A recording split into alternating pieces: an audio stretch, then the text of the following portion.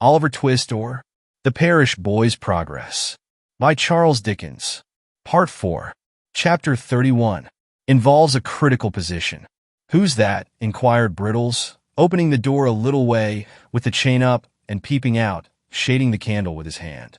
"Open the door," replied a man outside. "It's the officers from Bow Street, as was sent to today." Much comforted by this assurance, Brittles opened the door to its full width and confronted a portly man in a greatcoat, who walked in without saying anything more and wiped his shoes on the mat, as coolly as if he lived there. "Just send somebody out to relieve my mate, will you, young man?" said the officer. "He's in the gig and minding the prat. Have you got a coach us here that you could put it up in for 5 or 10 minutes? Brittles replying in the affirmative and pointing out the building, the portly man stepped back to the garden gate and helped his companion to put up the gig, while Brittles lighted them, in a state of great admiration. This done, they returned to the house, and, being shown into a parlor, took off their greatcoats and hats, and showed like what they were. The man who had knocked at the door was a stout personage of middle height, aged about 50, with shiny black hair cropped pretty close, half-whiskers, a round face, and sharp eyes. The other was a red-headed, bony man in top boots, with a rather ill-favored countenance and a turned-up, sinister-looking nose. "Tell your governor that Blathers and Duff is here, will you?" said the stouter man, smoothing down his hair and laying a pair of handcuffs on the table. "Oh, good evening, master. Can I have a word or two with you in private, if you please?" This was addressed to Mr. Losberne, who now made his appearance. That gentleman, motioning Brittles to retire, brought in the two ladies and shut the door. "This is the lady of the house," said Mr. Losberne, motioning towards Mrs. Mayleye. Mr. Blathers made a bow. Being desired to sit down, he put his hat on the floor, and taking a chair, motioned to Duff to do the same. The latter gentleman, who did not appear quite so much accustomed to good society, or quite so much at his ease in it, one of the two, seated himself, after undergoing several muscular affections of the limbs, and the head of his stick into his mouth, with some embarrassment. "Now, with regard to this here robbery, master," said Blathers, "what are the circumstances?" Mr. Losberne, who appeared desirous of gaining time, recounted them at great length, and with much circumlocution. Messrs. Blathers and Duff looked very knowing meanwhile, and occasionally exchanged a nod. "I can't say for certain till I see the work, of course," said Blathers, "but my opinion at once is, I don't mind committing myself to that extent, that this wasn't done by a yokel." "A Duff?" "Certainly not," replied Duff. "And, translating the word yokel for the benefit of the ladies, I apprehend your meaning to be that this attempt was not made by a countryman," said Mr. Losberne with a smile. "That's it, master," replied Blathers. "This is all about the robbery, is it?" "All," replied the doctor. "Now, what is this about this here boy that the servants are talking on?" said Blathers. "Nothing at all," replied the doctor. "One of the frightened servants chose to take it into his head that he had something to do with this attempt to break into the house. But it's nonsense. Sheer absurdity. Very easy disposed of if it is," remarked Duff. "What he says is quite correct," observed Blathers, nodding his head in a confirmatory way and playing carelessly with the handcuffs, as if they were a pair of castanets. "Who is the boy? What account does he give of himself? Where did he come from? He didn't drop out of the clouds, did he, master?" "Of course not," replied the doctor, with a nervous glance at the two ladies. "I know his whole history, but we can talk about that presently. You would like first to see the place where the thieves made their attempt, I suppose?" "Certainly," rejoined Mr. Blathers. "We had better inspect the premises first, and examine the servants afterwards. That's the usual way of doing business." Lights were then procured, and Messrs. Blathers and Duff, attended by the native constable, Brittles, Giles, and everybody else in short, went into the little room at the end of the passage and looked out at the window, and afterwards went round by way of the lawn and looked in at the window, and after that had a candle handed out to inspect the shutter with, and after that a lantern to trace the footsteps with, and after that a pitchfork to poke the bushes with.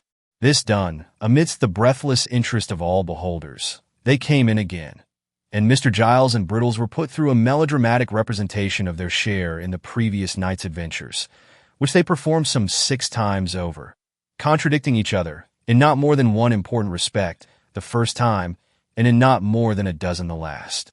This consummation being arrived at, Blathers and Duff cleared the room, and held a long council together, compared with which, for secrecy and solemnity, a consultation of great doctors on the knottiest point in medicine would be mere child's play. Meanwhile, the doctor walked up and down the next room in a very uneasy state, and Mrs. Maylie and Rose looked on with anxious faces. "Upon my word," he said, making a halt after a great number of very rapid turns, "I hardly know what to do." "Surely," said Rose, "the poor child's story, faithfully repeated to these men, will be sufficient to exonerate him." "I doubt it, my dear young lady," said the doctor, shaking his head. "I don't think it would exonerate him, either with them or with legal functionaries of a higher grade. What is he, after all, they would say? A runaway. Judged by mere worldly considerations and probabilities, his story is a very doubtful one." "You believe it, surely?" interrupted Rose. "I believe it, strange as it is. And perhaps I may be an old fool for doing so," rejoined the doctor, "but I don't think it is exactly the tale for a practical police officer, nevertheless." "Why not?" demanded Rose. "Because, my pretty cross-examiner," replied the doctor, "because, viewed with their eyes, there are many ugly points about it. He can only prove the parts that look ill, and none of those that look well. Confound the fellows! They will have the why and the wherefore, and will take nothing for granted. On his own showing, you see, he has been the companion of thieves for some time past. He has been carried to a police officer on a charge of picking a gentleman's pocket. He has been taken away forcibly from that gentleman's house to a place which he cannot describe or point out, and of the situation of which he has not the remotest idea. He is brought down to Chertsey by men who seem to have taken a violent fancy to him, whether he will or no, and is put through a window to rob a house. And then, just at the very moment when he is going to alarm the inmates, and so do the very thing that would set him all to rights, there rushes into the way a blundering dog of a half-bred butler and shoots him, as if on purpose to prevent his doing any good for himself. Don't you see all this?" "I see it, of course," replied Rose, smiling at the doctor's impetuosity, "but still I do not see anything in it to criminate the poor child." "No," replied the doctor, "of course not. Bless the bright eyes of your sex. They never see, whether for good or bad, more than one side of any question, and that is, always, the one which first presents itself to them." Having given vent to this result of experience, the doctor put his hands into his pockets and walked up and down the room with even greater rapidity than before. "The more I think of it," said the doctor, "the more I see that it will occasion endless trouble and difficulty if we put these men in possession of the boy's real story.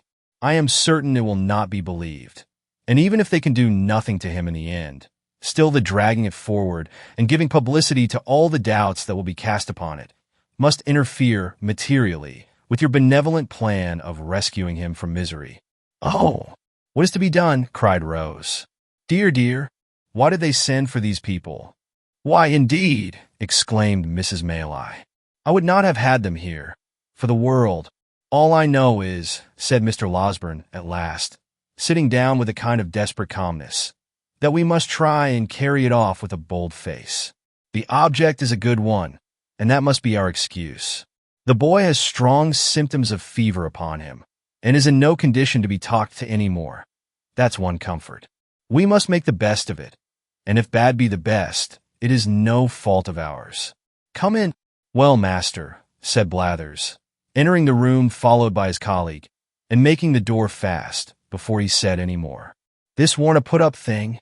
"And what the devil's a put-up thing?" demanded the doctor impatiently. "We call it a put-up robbery, ladies," said Blathers, turning to them, as if he pitied their ignorance, but had a contempt for the doctors, when the servants is in it. "Nobody suspected them, in this case," said Mrs. Maylie. "Very likely not, ma'am," replied Blathers, "but they might have been in it, for all that." "More likely on that wery account," said Duff. "We find it was a town hand," said Blathers, continuing his report, "for the style of work is first-rate." "Wery pretty indeed it is," remarked Duff, in an undertone. "There was two of 'em in it," continued Blathers, "and they had a boy with 'em. that's plain from the size of the window. That's all to be said at present. We'll see this lad that you've got upstairs at once, if you please. Perhaps they will take something to drink first, Mrs. Maylie, said the doctor, his face brightening, as if some new thought had occurred to him. Oh, to be sure, exclaimed Rose, eagerly. You shall have it immediately, if you will. Why, thank you, miss, said Blathers, drawing his coat sleeve across his mouth. It's dry work, this sort of duty. Anything that's handy, miss. Don't put yourself out of the way, on our accounts. What shall it be? Asked the doctor, following the young lady to the sideboard. A little drop of spirits, master, if it's all the same, replied Blathers. It's a cold ride from London, ma'am, and I always find that spirits comes home warmer to the feelings. This interesting communication was addressed to Mrs. Maylie, who received it very graciously. While it was being conveyed to her, the doctor slipped out of the room. Ah, said Mr. Blathers, not holding his wine-glass by the stem, but grasping the bottom between the thumb and forefinger of his left hand, and placing it in front of his chest. I've seen a good many pieces of business like this in my time, ladies. That crack down in the back lane at Edmonton, Blathers, said Mr. Duff, assisting his colleague's memory. That was something in this way. Warn it, rejoined Mr. Blathers. That was done by Conky Chickweed, that was— You always gave that to him, replied Duff. It was the family pet, I tell you. Conky hadn't any more to do with it than I had. Get out, retorted Mr. Blathers. I know better. Do you mind that time when Conky was robbed of his money, though? What a start that was! Better than any novel book I ever see. What was that? Inquired Rose, anxious to encourage any symptoms of good humor in the unwelcome visitors. It was a robbery, miss, that hardly anybody would have been down upon, said Blathers. This here Conky Chickweed. Conky means nosy, ma'am, interposed Duff. Of course the lady knows that, don't she? Demanded Mr. Blathers. Always interrupting. You are partner? This here Conky Chickweed, miss, kept a public house over Battlebridge Way, and he had a cellar where a good many young lords went to see cockfighting and badger drawing, and that, in a wary, intellectual manner the sports was conducted in, for I've seen 'em often. He warn't one of the family, at that time. And one night he was robbed of 327 guineas in a canvas bag that was stole out of his bedroom in the dead of night by a tall man with a black patch over his eye, who had concealed himself under the bed, and after committing the robbery, jumped slap out of window, which was only a story high. He was very quick about it, but Conky was quick too, for he fired a blunderbuss arter him and roused the neighborhood. They set up a hue and cry directly, and when they came to look about found that Conky had hit the robber, for there was traces of blood all the way to some palings a good distance off, and there they lost him. However, he had made off with the blunt, and, consequently, the name of Mr. Chickweed, licensed whittler, appeared in the Gazette among the other bankrupts, and all manner of benefits and subscriptions, and I don't know what all, was got up for the poor man, who was in a very low state of mind about his loss, and went up and down the streets for 3 or 4 days, pulling his hair off in such a desperate manner that many people was afraid he might be going to make away with himself. One day he came up to the office, all in a hurry, and had a private interview with the magistrate, who, after a deal of talk, rings the bell and orders Jem Spires in. Jem was an active officer, and tells him to go and assist Mr. Chickweed in apprehending the man as robbed his house. I see him, Spires, said Chickweed. Passed my house yesterday morning. Why didn't you up and collar him, says Spires. I was so struck all of a heap that you might have fractured my skull with a toothpick, says the poor man, but we're sure to have him. For between 10 and 11 o'clock at night he passed again. Spires no sooner heard this than he put some clean linen and a comb in his pocket, in case he should have to stop a day or two, and away he goes and sets himself down at one of the public-house windows behind the little red curtain, with his hat on, all ready to bolt out at a moment's notice. He was smoking his pipe here, late at night, when all of a sudden Chickweed roars out, "Here he is! Stop thief! Murder!" Jem Spires dashes out, and there he sees Chickweed, tearing down the street full cry. Away goes Spires, on goes Chickweed. Round turns the people. Everybody roars out, "Thieves!" and Chickweed himself keeps on shouting all the time like mad. Spires loses sight of him a minute as he turns a corner, shoots round, sees a little crowd, dives in. Which is the man? "Dee me," says Chickweed. "I've lost him again." It was a remarkable occurrence, but he warn't to be seen nowhere, so they went back to the public house. Next morning, Spires took his old place and looked out, from behind the curtain, for a tall man with a black patch over his eye, till his own, too, eyes ached again. At last he couldn't help shutting him, to ease him a minute, and the very moment he did so, he hears Chickweed a-roaring out, "Here he is!" Off he starts once more, with Chickweed halfway down the street ahead of him, and after twice as long a run as the yesterday's one, the man's lost again. This was done, once or twice more, till one half the neighbors gave out that Mr. Chickweed had been robbed by the devil, who was playing tricks with him arterwards, and the other half that poor Mr. Chickweed had gone mad with grief. "What did Jem Spires say?" inquired the doctor, who had returned to the room shortly after the commencement of the story. "Jem Spires," resumed the officer, "for a long time said nothing at all, and listened to everything without seeming to, which showed he understood his business. But one morning he walked into the bar, and taking out his snuff-box, says, 'Chickweed, I've found out who done this here robbery.' 'Have you?' said Chickweed. 'Oh, my dear Spires, only let me have vengeance, and I shall die contented.' 'Oh, my dear Spires, where is the villain?' 'Come,' said Spires, offering him a pinch of snuff. 'None of that gammon. You did it yourself?' So he had, and a good bit of money he had made by it, too, and nobody would never have found it out if he hadn't been so precious anxious to keep up appearances," said Mr. Blathers, putting down his wine-glass and clinking the handcuffs together. "Very curious indeed," observed the doctor. "Now, if you please, you can walk upstairs." "If you please, sir," returned Mr. Blathers. Closely following Mr. Losberne, the two officers ascended to Oliver's bedroom, Mr. Giles preceding the party with a lighted candle. Oliver had been dozing, but looked worse and was more feverish than he had appeared yet. Being assisted by the doctor, he managed to sit up in bed for a minute or so, and looked at the strangers without at all understanding what was going forward. In fact, without seeming to recollect where he was or what had been passing. "This," said Mr. Losberne, speaking softly, but with great vehemence notwithstanding, "this is the lad who, being accidentally wounded by a spring gun in some boyish trespass on Mr. What did you call him's grounds, at the back here, comes to the house for assistance this morning, and is immediately laid hold of and maltreated by that ingenious gentleman with the candle in his hand, who has placed his life in considerable danger, as I can professionally certify." Messrs. Blathers and Duff looked at Mr. Giles, as he was thus recommended to their notice. The bewildered butler gazed from them towards Oliver, and from Oliver towards Mr. Losberne, with a most ludicrous mixture of fear and perplexity. "You don't mean to deny that, I suppose," said the doctor, laying Oliver gently down again. "It was all done for the best, sir," answered Giles.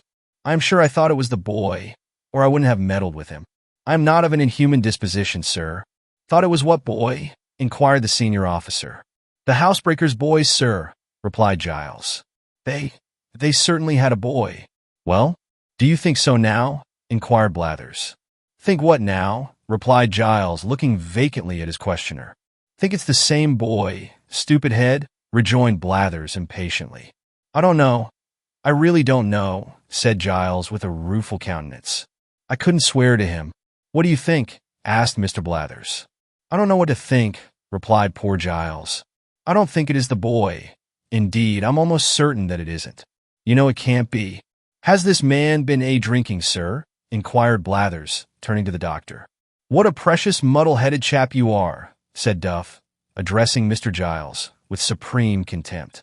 Mr. Losberne had been feeling the patient's pulse during this short dialogue, but he now rose from the chair by the bedside and remarked that if the officers had any doubts upon the subject, they would perhaps like to step into the next room and have Brittles before them. Acting upon this suggestion, they adjourned to a neighboring apartment, where Mr. Brittles, being called in, involved himself and his respected superior in such a wonderful maze of fresh contradictions and impossibilities as tended to throw no particular light on anything but the fact of his own strong mystification, except, indeed, his declarations that he shouldn't know the real boy, if he were put before him that instant, that he had only taken Oliver to be he, because Mr. Giles had said he was, and that Mr. Giles had, 5 minutes previously, admitted in the kitchen that he began to be very much afraid he had been a little too hasty. Among other ingenious surmises, the question was then raised whether Mr. Giles had really hit anybody. And upon examination of the fellow pistol to that which he had fired, it turned out to have no more destructive loading than gunpowder and brown paper, a discovery which made a considerable impression on everybody but the doctor, who had drawn the ball about 10 minutes before. Upon no one, however, did it make a greater impression than on Mr. Giles himself, who, after laboring for some hours, under the fear of having mortally wounded a fellow creature, eagerly caught at this new idea and favored it to the utmost.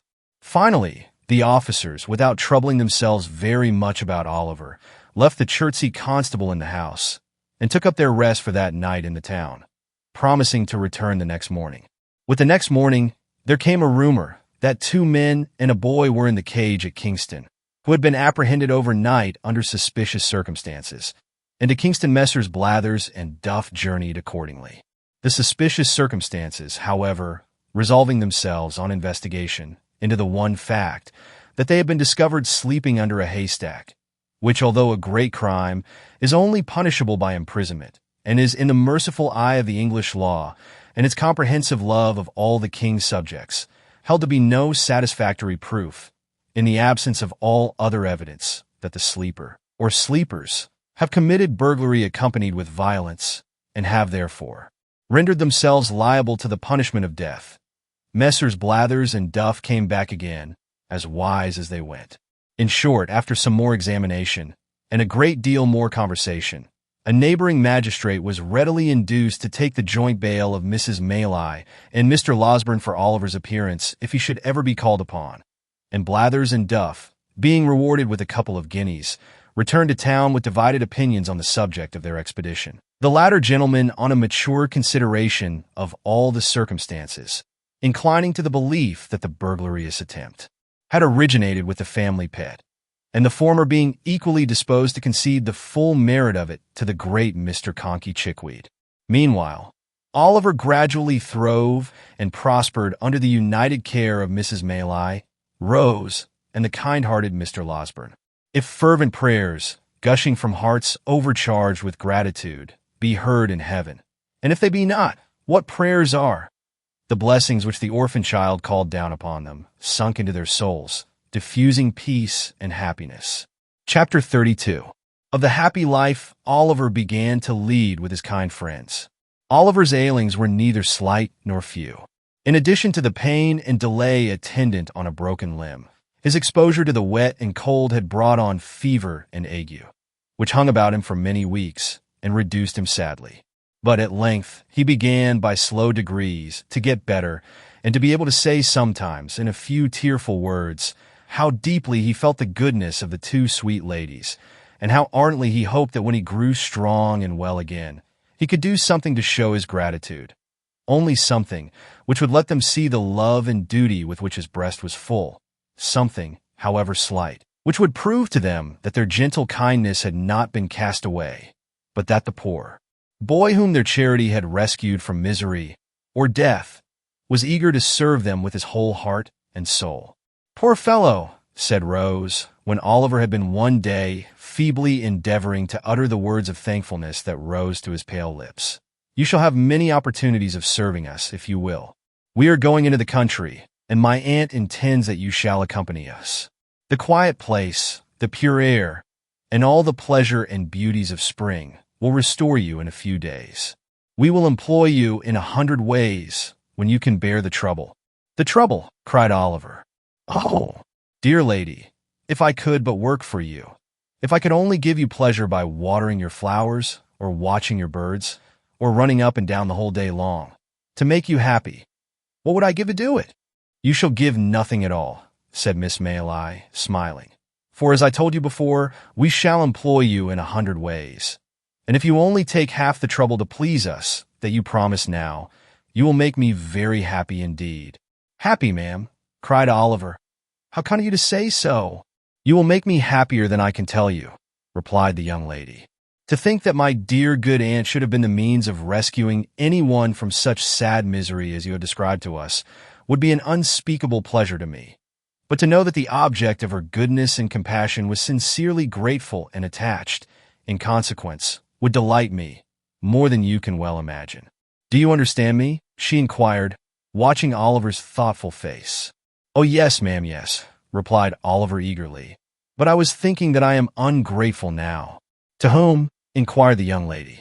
To the kind gentleman and the dear old nurse who took so much care of me before, rejoined Oliver. If they knew how happy I am, they would be pleased. I am sure they would, rejoined Oliver's benefactress. And Mr. Losberne has already been kind enough to promise that when you are well enough to bear the journey, he will carry you to see them. Has he, ma'am? Cried Oliver, his face brightening with pleasure. I don't know what I shall do for joy when I see their kind faces once again. In a short time, Oliver was sufficiently recovered to undergo the fatigue of this expedition. One morning he and Mr. Losberne set out, accordingly, in a little carriage which belonged to Mrs. Mayleye. When they came to Chertsey Bridge, Oliver turned very pale and uttered a loud exclamation. "What's the matter with the boy?" cried the doctor, as usual, all in a bustle. "Do you see anything, hear anything, feel anything else?" "That, sir," cried Oliver, pointing out of the carriage window. "That house." "Yes, well, what of it?" "Stop, coachman. Pull up here," cried the doctor. "What of the house, my man?" "The thieves. The house they took me to," whispered Oliver. "The devil it is," cried the doctor. "Hello there. Let me out." But before the coachman could dismount from his box, he had tumbled out of the coach by some means or other, and, running down to the deserted tenement, began kicking at the door like a madman. "Hello," said a little ugly humpbacked man, opening the door so suddenly that the doctor, from the very impetus of his last kick, nearly fell forward into the passage. "What's the matter here?" "Matter!" exclaimed the other, collaring him, without a moment's reflection. "A good deal. Robbery is the matter. There'll be murder the matter, too," replied the humpbacked man, coolly, "if you don't take your hands off. Do you hear me?" "I hear you," said the doctor, giving his captive a hearty shake. Confound the fellow, what's his rascally name? Sikes. That's it. Where's Sikes, you thief?" The humpbacked man stared, as if in excess of amazement and indignation. Then, twisting himself dexterously from the doctor's grasp, growled forth a volley of horrid oaths and retired into the house. Before he could shut the door, however, the doctor had passed into the parlor, without a word of parley. He looked anxiously round. Not an article of furniture, not a vestige of anything, animate or inanimate, not even the position of the cupboards, answered Oliver's description. "Now," said the humpbacked man, who had watched him keenly, "what do you mean by coming into my house in this violent way? Do you want to rob me, or to murder me? Which is it? Did you ever know a man come out to do either, in a chariot and pair? You ridiculous old vampire," said the irritable doctor. "What do you want, then?" demanded the hunchback. "Will you take yourself off before I do you a mischief? Curse you." "As soon as I think proper," said Mr. Losberne, looking into the other parlor, which, like the first, bore no resemblance whatever to Oliver's account of it. "I shall find you out some day, my friend."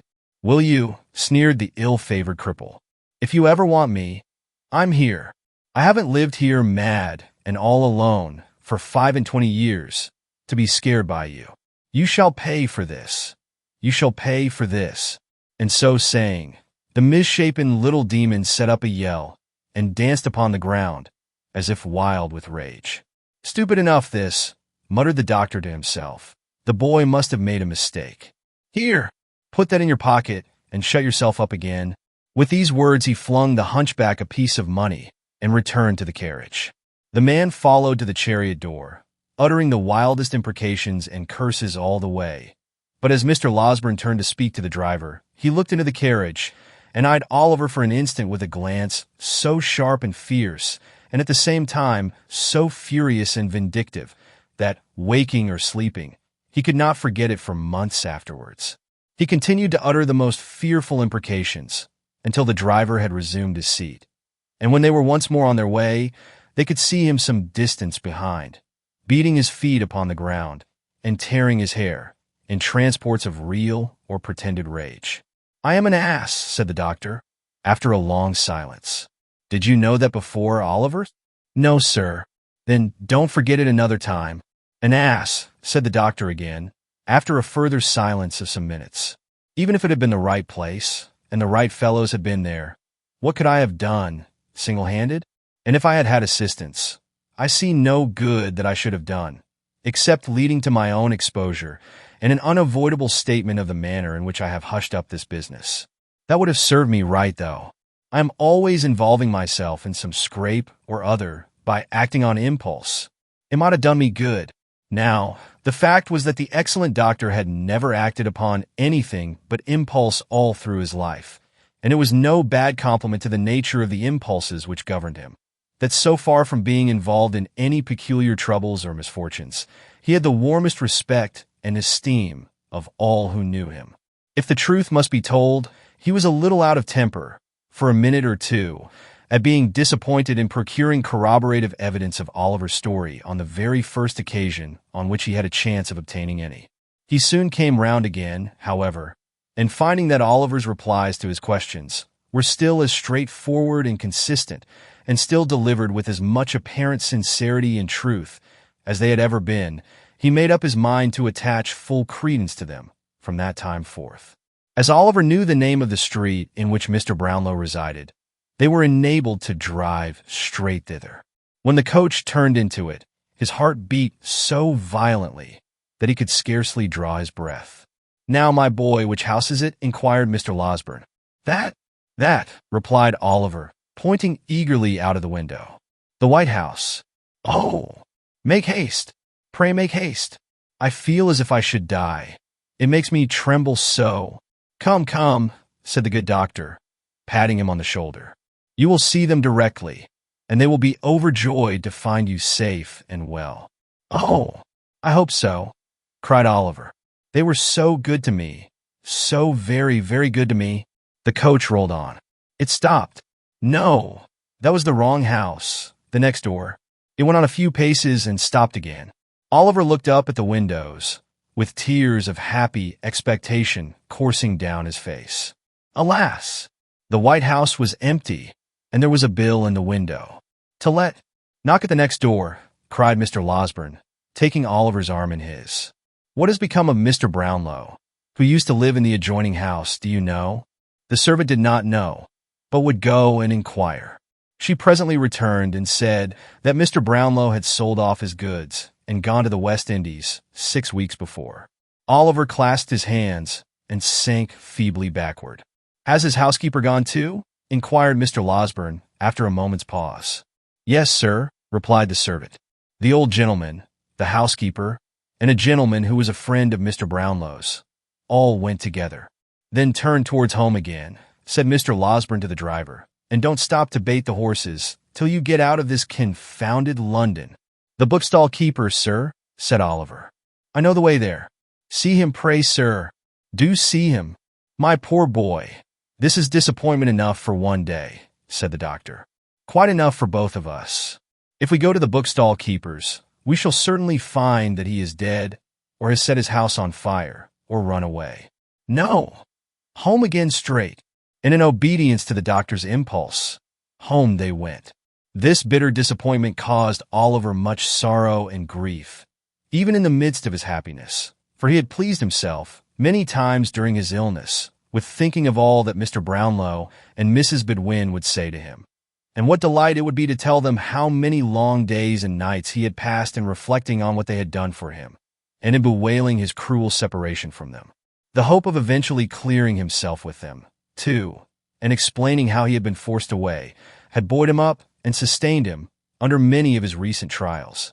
And now, the idea that they should have gone so far, and carried with them the belief that he was an impostor and a robber, a belief which might remain uncontradicted to his dying day, was almost more than he could bear.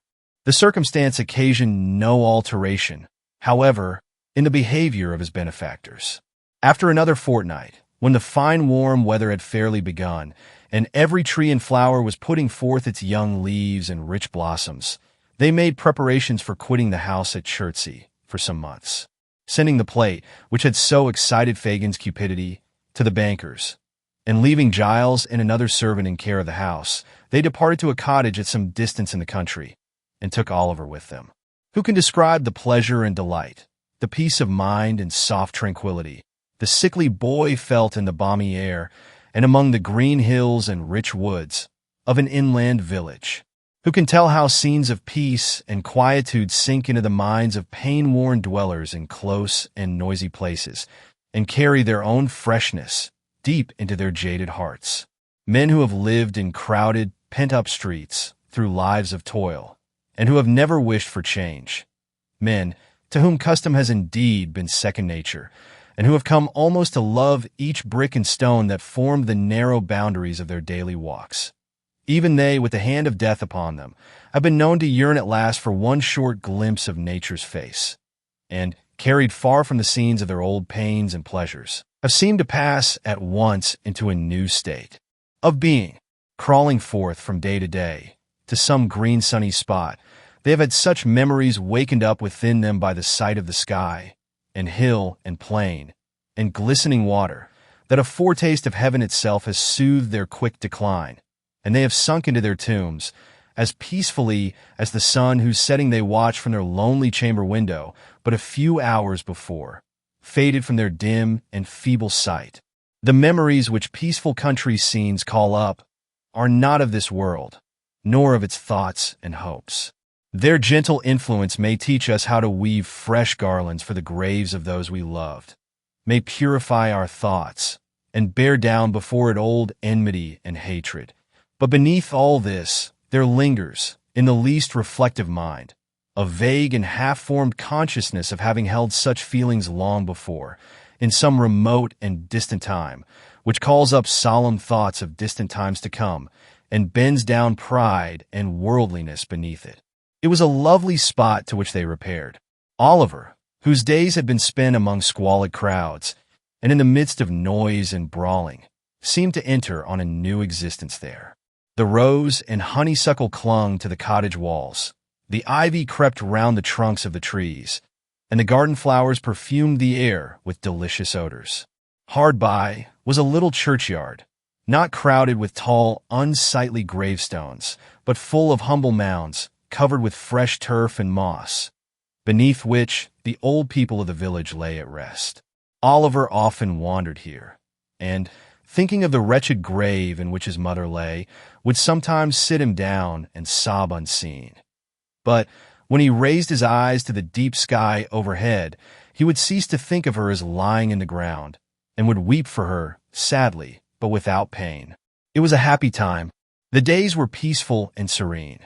The nights brought with them neither fear nor care, no languishing in a wretched prison or associating with wretched men, nothing but pleasant and happy thoughts. Every morning he went to a white-headed old gentleman who lived near the little church, who taught him to read better and to write, and who spoke so kindly and took such pains that Oliver could never try enough to please him. Then he would walk with Mrs. Maylie and Rose, and hear them talk of books, or perhaps sit near them in some shady place, and listen whilst the young lady read, which he could have done until it grew too dark to see the letters. Then he had his own lesson for the next day to prepare, and at this he would work hard in a little room which looked into the garden till evening came slowly on, when the ladies would walk out again, and he with them, listening with such pleasure to all they said, and so happy if they wanted a flower that he could climb to reach, or had forgotten anything he could run to fetch, that he could never be quick enough about it. When it became quite dark and they returned home, the young lady would sit down to the piano and play some pleasant air, or sing, in a low and gentle voice, some old song which it pleased her aunt to hear. There would be no candles lighted at such times as these, and Oliver would sit by one of the windows, listening to the sweet music in a perfect rapture. And when Sunday came, how differently the day was spent from any way in which he had ever spent it yet, and how happily, too, like all the other days in that most happy time. There was the little church in the morning, with the green leaves fluttering at the windows, the birds singing without, and the sweet-smelling air stealing in at the low porch and filling the homely building with its fragrance. The poor people were so neat and clean, and knelt so reverently in prayer, that it seemed a pleasure, not a tedious duty, their assembling there together. And though the singing might be rude, it was real, and sounded more musical, to Oliver's ears at least, than any he had ever heard in church before. Then there were the walks as usual, and many calls at the clean houses of the laboring men. And at night, Oliver read a chapter or two from the Bible, which he had been studying all the week, and in the performance of which duty he felt more proud and pleased than if he had been the clergyman himself. In the morning, Oliver would be afoot by 6 o'clock, roaming the fields and plundering the hedges, far and wide, for nosegays of wild flowers, with which he would return laden home, and which it took great care and consideration to arrange, to the best advantage, for the embellishment of the breakfast table.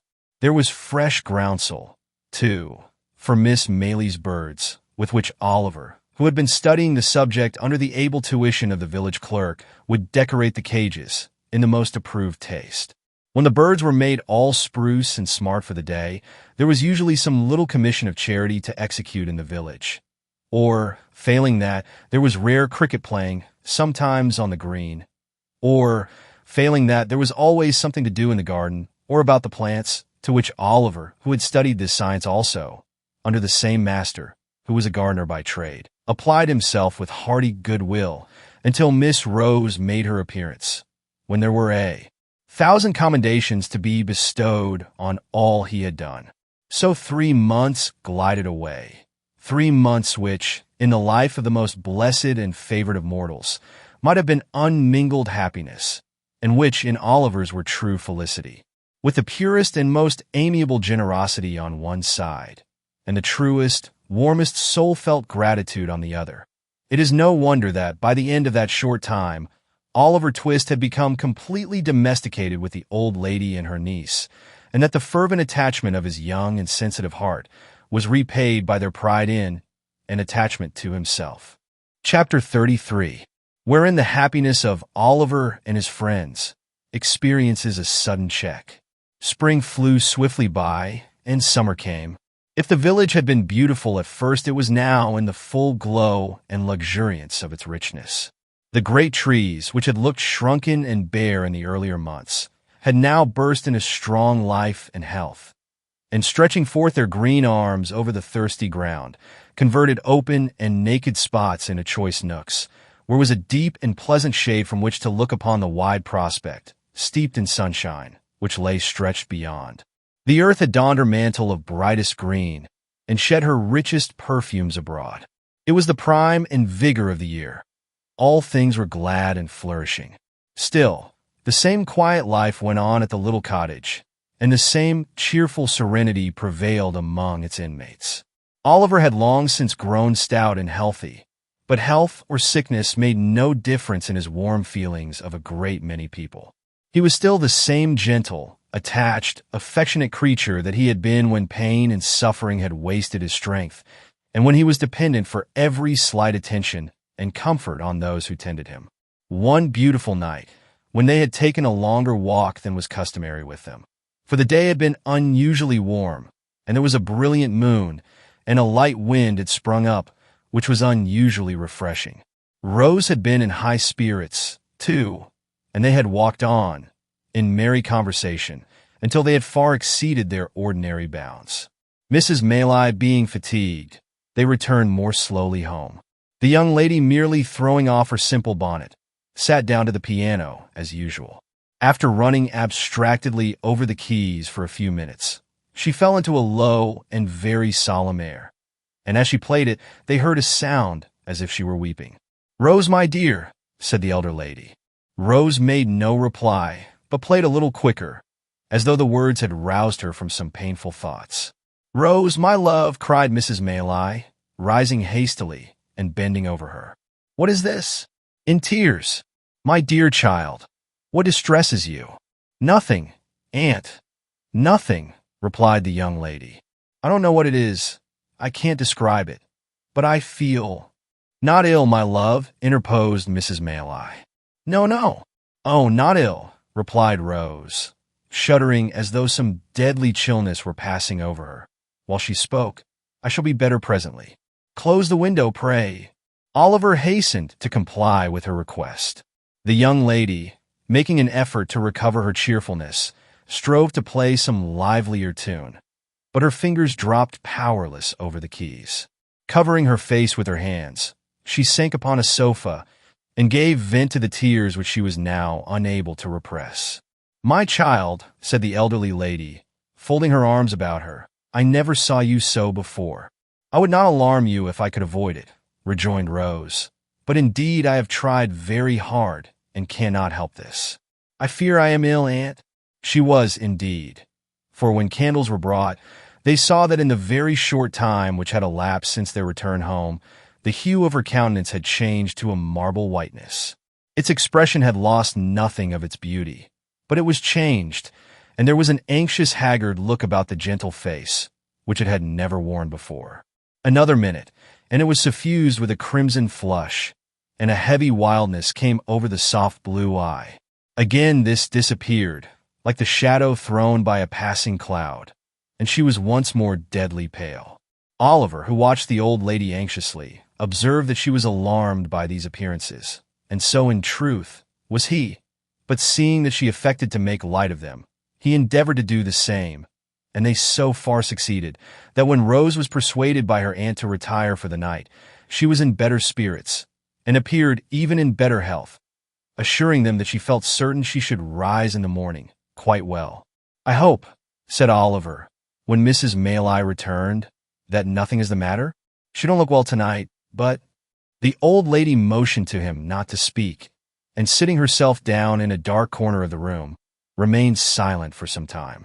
At length, she said in a trembling voice, "I hope not, Oliver. I have been very happy with her for some years. Too happy, perhaps. It may be time that I should meet with some misfortune, but I hope it is not this." "What?" inquired Oliver. "The heavy blow," said the old lady, "of losing the dear girl who has so long been my comfort and happiness." "Oh, God forbid!" exclaimed Oliver hastily. "Amen to that, my child," said the old lady, wringing her hands. "Surely there is no danger of anything so dreadful," said Oliver. "2 hours ago, she was quite well." "She is very ill now," rejoined Mrs. Maylie, "and will be worse, I am sure. My dear, dear Rose! Oh, what shall I do without her?" She gave way to such great grief that Oliver, suppressing his own emotion, ventured to remonstrate with her, and to beg, earnestly, that, for the sake of the dear young lady herself, she would be more calm. "And consider, ma'am," said Oliver, as the tears forced themselves into his eyes, despite of his efforts to the contrary. "Oh, consider how young and good she is, and what pleasure and comfort she gives to all about her. I am sure, certain, quite certain, that for your sake, who are so good yourself, and for her own, and for the sake of all she makes so happy, she will not die. Heaven will never let her die so young." "Hush," said Mrs. Maylie, laying her hand on Oliver's head. "You think like a child, poor boy, but you teach me my duty, notwithstanding. I had forgotten it for a moment, Oliver, but I hope I may be pardoned, for I am old, and have seen enough of illness and death to know the agony of separation from the objects of our love. I have seen enough, too, to know that it is not always the youngest and best who are spared to those that love them. But this should give us comfort in our sorrow, for heaven is just, and such things teach us impressively that there is a brighter world than this, and that the passage to it is speedy. God's will be done. I love her, and he knows how well." Oliver was surprised to see that as Mrs. Maylie said these words, she checked her lamentations as though by one effort, and drawing herself up as she spoke, became composed and firm. He was still more astonished to find that this firmness lasted, and that under all the care and watching which ensued, Mrs. Maylie was ever ready and collected, performing all the duties which had devolved upon her, steadily, and, to all external appearances, even cheerfully. But he was young, and did not know what strong minds are capable of under trying circumstances. How should he, when their possessors so seldom know themselves? An anxious night ensued. When morning came, Mrs. Maylie's predictions were but too well verified. Rose was in the first stage of a high and dangerous fever. "We must be active, Oliver, and not give way to useless grief," said Mrs. Maylie, laying her finger on her lip as she looked steadily into his face. "This letter must be sent with all possible expedition to Mr. Losberne. It must be carried to the market town, which is not more than 4 miles off, by the footpath across the field, and thence dispatched by an express on horseback straight to Chertsey.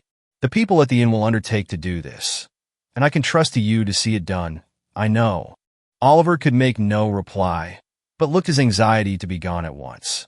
"Here is another letter," said Mrs. Maylie, pausing to reflect, "but whether to send it now, or wait until I see how Rose goes on, I scarcely know. I would not forward it, unless I feared the worst."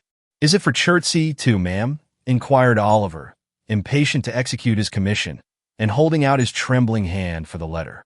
"No," replied the old lady, giving it to him mechanically.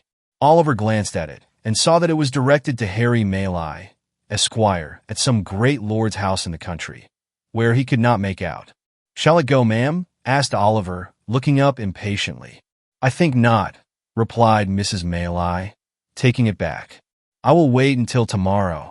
With these words, she gave Oliver her purse, and he started off, without more delay, at the greatest speed he could muster. Swiftly he ran across the fields and down the little lanes which sometimes divided them, now almost hidden by the high corn on either side, and now emerging on an open field where the mowers and haymakers were busy at their work. Nor did he stop once, save now and then, for a few seconds, to recover breath, until he came, in a great heat and covered with dust, on the little marketplace of the market town. Here he paused and looked about for the inn. There were a white bank and a red brewery and a yellow town hall, and in one corner there was a large house, with all the wood about it painted green, before which was the sign of the George. To this he hastened, as soon as it caught his eye. He spoke to a postboy who was dozing under the gateway, and who, after hearing what he wanted, referred him to the ostler, who, after hearing all he had to say again, referred him to the landlord, who was a tall gentleman in a blue neckcloth, a white hat, drab breeches, and boots with tops to match, leaning against a pump by the stable door, picking his teeth with a silver toothpick. This gentleman walked with much deliberation into the bar to make out the bill, which took a long time making out, and after it was ready and paid, a horse had to be saddled and a man to be dressed, which took up 10 good minutes more. Meanwhile, Oliver was in such a desperate state of impatience and anxiety that he felt as if he could have jumped upon the horse himself and galloped away, full tier, to the next stage. At length, all was ready, and the little parcel having been handed up, with many injunctions and entreaties for its speedy delivery, the man set spurs to his horse, and rattling over the uneven paving of the marketplace, was out of the town, and galloping along the turnpike road in a couple of minutes. As it was something to feel certain that assistance was sent for, and that no time had been lost, Oliver hurried up the inn yard with a somewhat lighter heart. He was turning out of the gateway when he accidentally stumbled against a tall man wrapped in a cloak who was at that moment coming out of the inn door. "Ah!" cried the man, fixing his eyes on Oliver, and suddenly recoiling. "What the devil's this?" "I beg your pardon, sir," said Oliver. "I was in a great hurry to get home, and didn't see you were coming." "Death!" muttered the man to himself, glaring at the boy with his large dark eyes. "Who would have thought it? Grind him to ashes. He'd start up from a stone coffin, to come in my way." "I am sorry," stammered Oliver, confused by the strange man's wild look. "I hope I have not hurt you." "Rot you," murmured the man, in a horrible passion, between his clenched teeth. "If I had only had the courage to say the word, I might have been free of you in a night. Curses on your head, and black death on your heart. You imp, what are you doing here?" The man shook his fist as he uttered these words incoherently. He advanced towards Oliver, as if with the intention of aiming a blow at him, but fell violently on the ground, writhing and foaming in a fit. Oliver gazed, for a moment, at the struggles of the madman, for such he supposed him to be, and then darted into the house for help. Having seen him safely carried into the hotel, he turned his face homewards, running as fast as he could, to make up for lost time, and recalling with a great deal of astonishment and some fear the extraordinary behavior of the person from whom he had just parted. The circumstance did not dwell in his recollection long, however, for when he reached the cottage, there was enough to occupy his mind, and to drive all considerations of self completely from his memory. Rose Maylie had rapidly grown worse. Before midnight, she was delirious. A medical practitioner, who resided on the spot, was in constant attendance upon her, and after first seeing the patient, he had taken Mrs. Maylie aside and pronounced her disorder to be one of a most alarming nature. In fact, he said, it would be little short of a miracle if she recovered. How often did Oliver start from his bed that night, and stealing out with noiseless footstep to the staircase, listen for the slightest sound from the sick chamber? How often did a tremble shake his frame, and cold drops of terror start upon his brow, when a sudden trampling of feet caused him to fear that something too dreadful to think of had even then occurred? And what had been the fervency of all the prayers he had ever muttered, compared with those he poured forth now, in the agony and passion of his supplication for the life and health of the gentle creature, who was tottering on the deep grave's verge? Oh, the suspense, the fearful, acute suspense, of standing idly by while the life of one we dearly love is trembling in the balance. Oh, the racking thoughts that crowd upon the mind and make the heart beat violently, and the breath come thick by the force of the images they conjure up before it.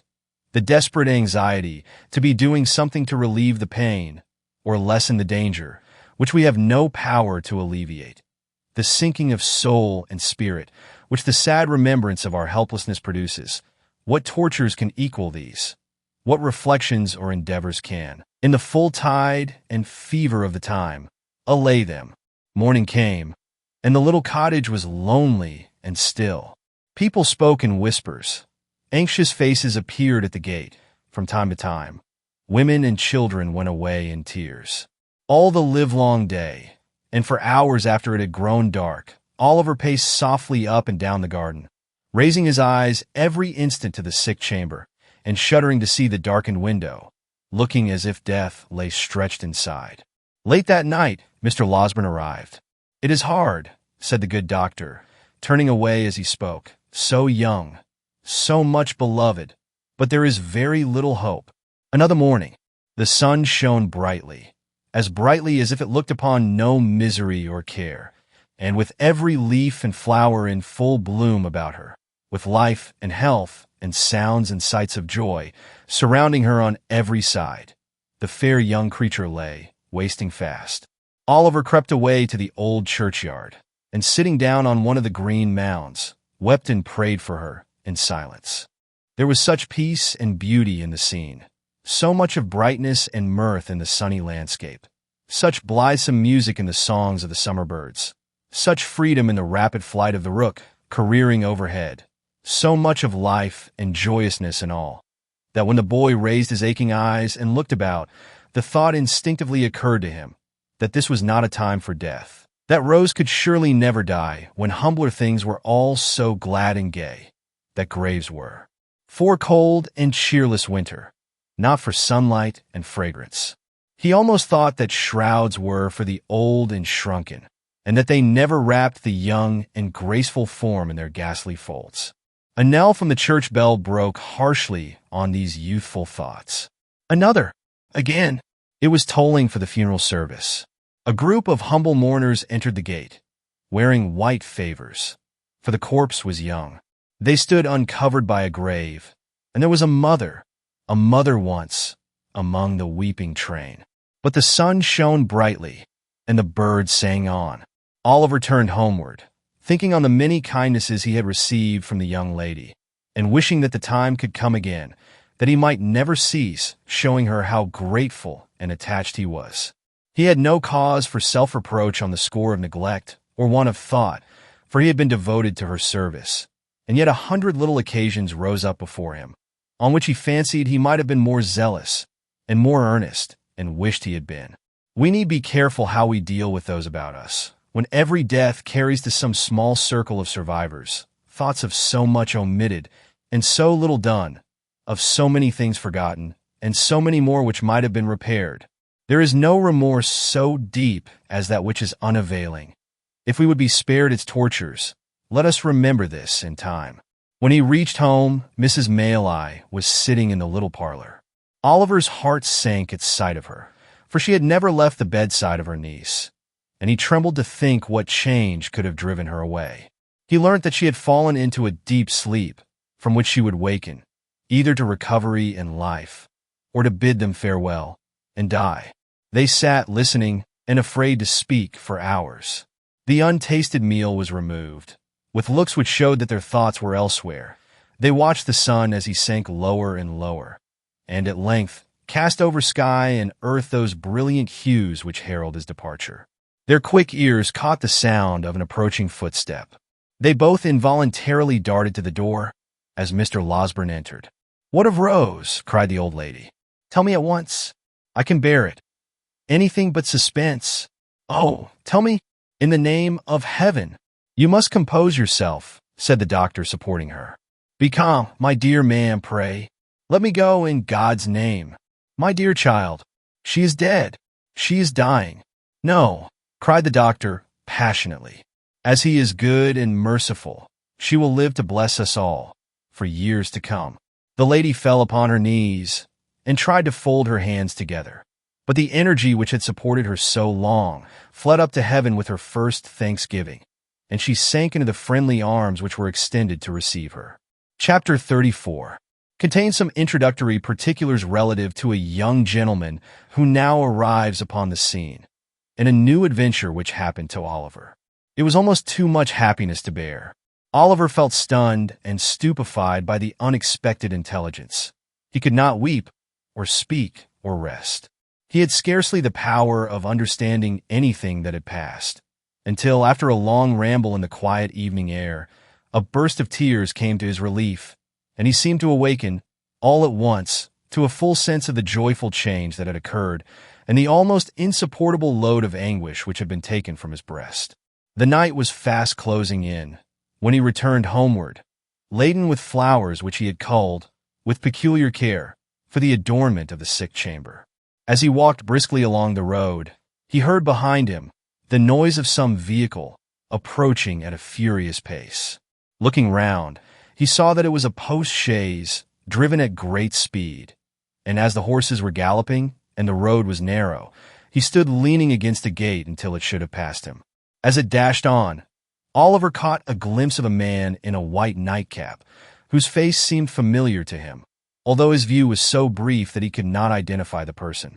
In another second or two, the nightcap was thrust out of the chaise window, and a stentorian voice bellowed to the driver to stop, which he did as soon as he could pull up his horses.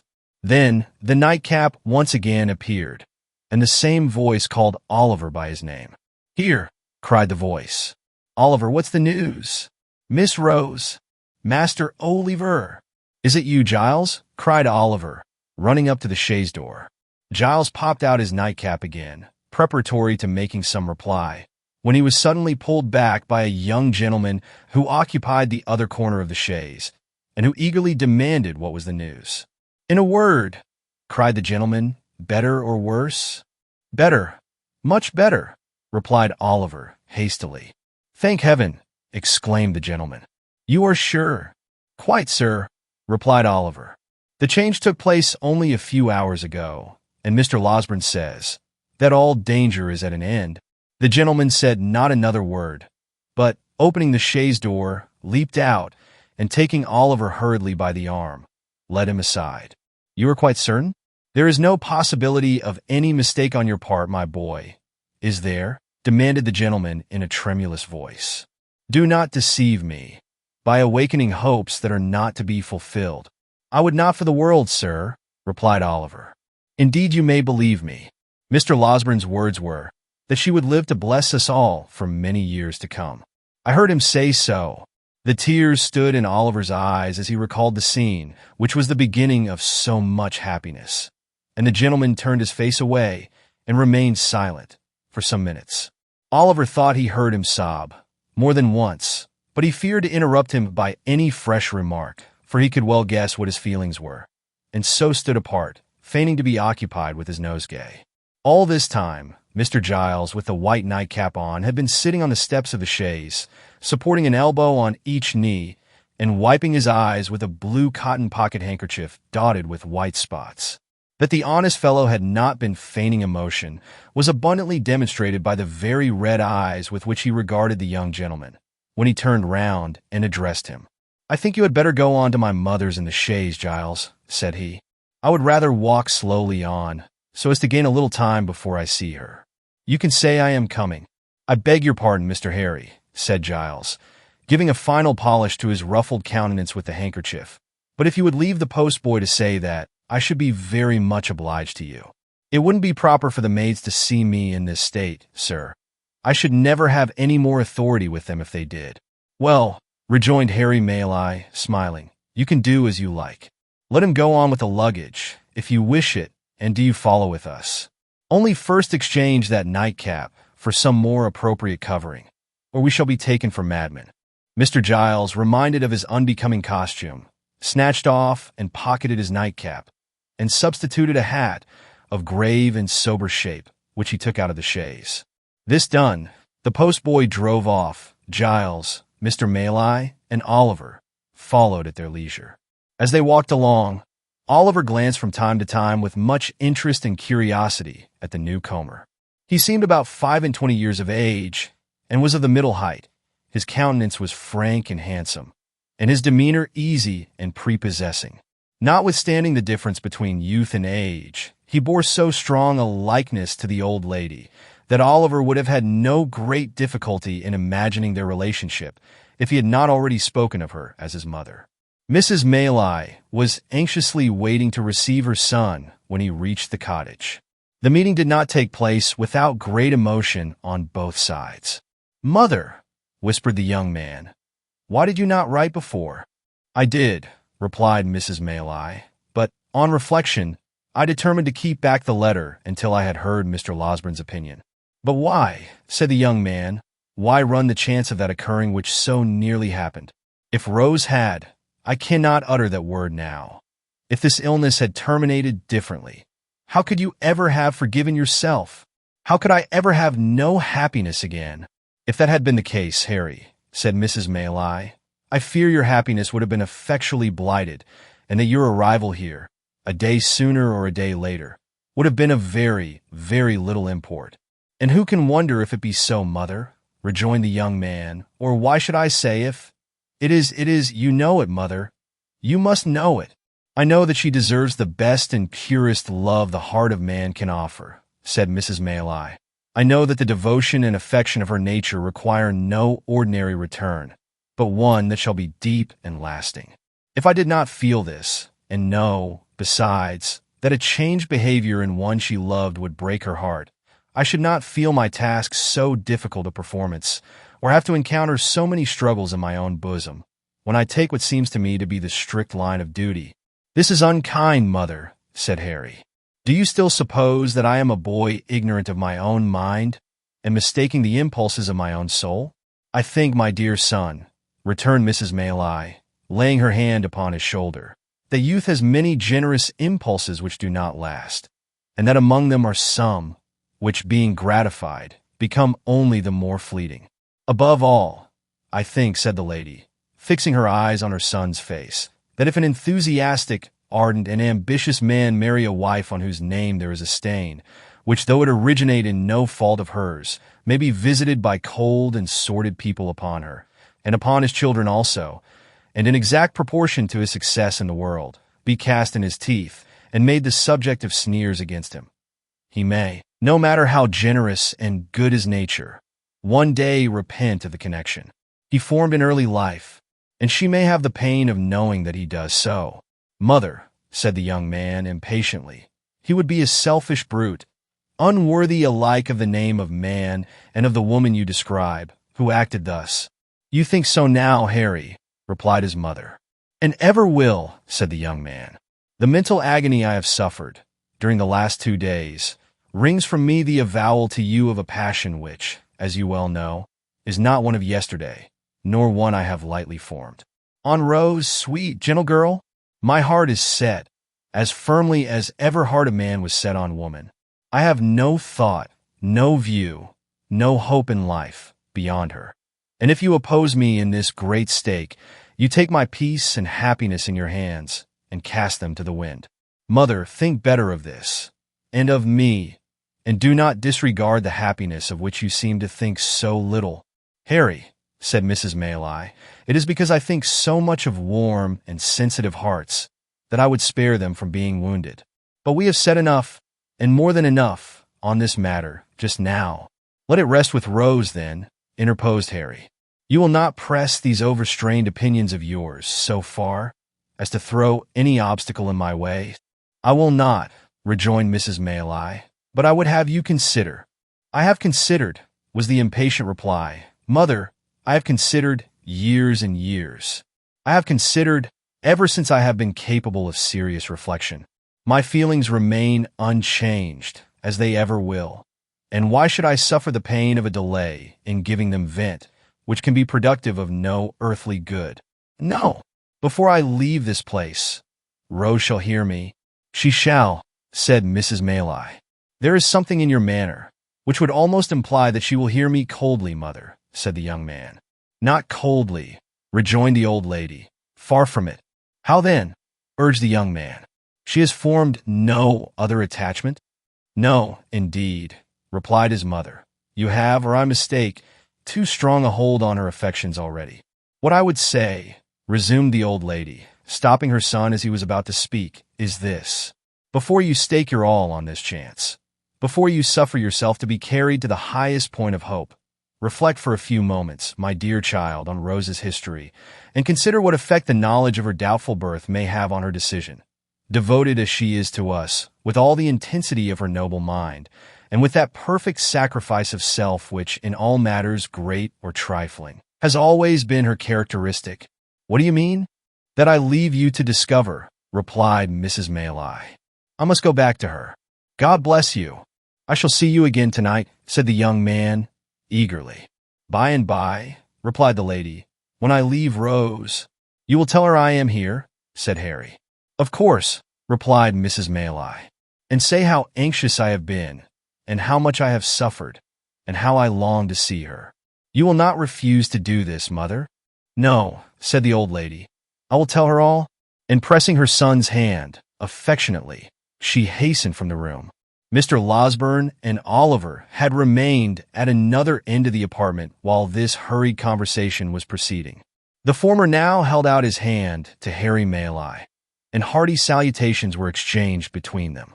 The doctor then communicated, in reply to multifarious questions from his young friend, a precise account of his patient's situation, which was quite as consolatory and full of promise as Oliver's statement had encouraged him to hope, and to the whole of which Mr. Giles, who affected to be busy about the luggage, listened with greedy ears.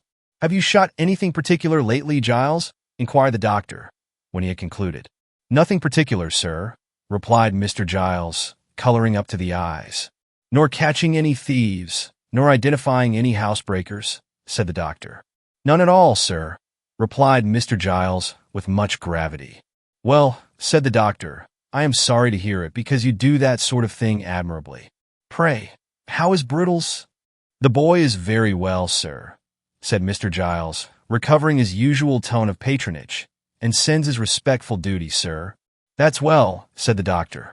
"Seeing you here reminds me, Mr. Giles, that on the day before that on which I was called away so hurriedly, I executed, at the request of your good mistress, a small commission in your favor.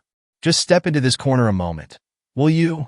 Mr. Giles walked into the corner with much importance and some wonder, and was honored with a short, whispering conference with the doctor, on the termination of which he made a great many bows and retired with steps of unusual stateliness. The subject matter of this conference was not disclosed in the parlor, but the kitchen was speedily enlightened concerning it. For Mr. Giles walked straight thither, and having called for a mug of ale, announced, with an air of majesty, which was highly effective, that it had pleased his mistress, in consideration of his gallant behavior on the occasion of that attempted robbery, to deposit, in the local savings bank, the sum of £25, for his sole use and benefit. At this, the two women servants lifted up their hands and eyes, and supposed that Mr. Giles, pulling out his shirt frill, replied, "No, no," and that if they observed that he was at all haughty to his inferiors, he would thank them to tell him so. And then he made a great many other remarks, no less illustrative of his humility, which were received with equal favor and applause, and were, withal, as original and as much to the purpose as the remarks of great men commonly are. Above stairs, the remainder of the evening passed cheerfully away, for the doctor was in high spirits, and however fatigued or thoughtful Harry Maylie might have been at first, he was not proof against the worthy gentleman's good humor, which displayed itself in a great variety of sallies and professional recollections, and an abundance of small jokes, which struck Oliver as being the drollest things he had ever heard, and caused him to laugh proportionately, to the evident satisfaction of the doctor, who laughed immoderately at himself, and made Harry laugh almost as heartily by the very force of sympathy. So, they were as pleasant a party as, under the circumstances, they could well have been, and it was late before they retired with light and thankful hearts to take that rest of which, after the doubt and suspense they had recently undergone, they stood much in need. Oliver rose next morning in better heart and went about his usual occupations, with more hope and pleasure than he had known for many days. The birds were once more hung out to sing in their old places, and the sweetest wild flowers that could be found were once more gathered to gladden Rose with their beauty. The melancholy which had seemed to the sad eyes of the anxious boy to hang, for days past, over every object, beautiful as all were, was dispelled by magic. The dew seemed to sparkle more brightly on the green leaves, the air to rustle among them with a sweeter music, and the sky itself to look more blue and bright. Such is the influence which the condition of our own thoughts exercise even over the appearance of external objects. Men who look on nature and their fellow men, and cry that all is dark and gloomy, are in the right, but the somber colors are reflections from their own jaundiced eyes and hearts.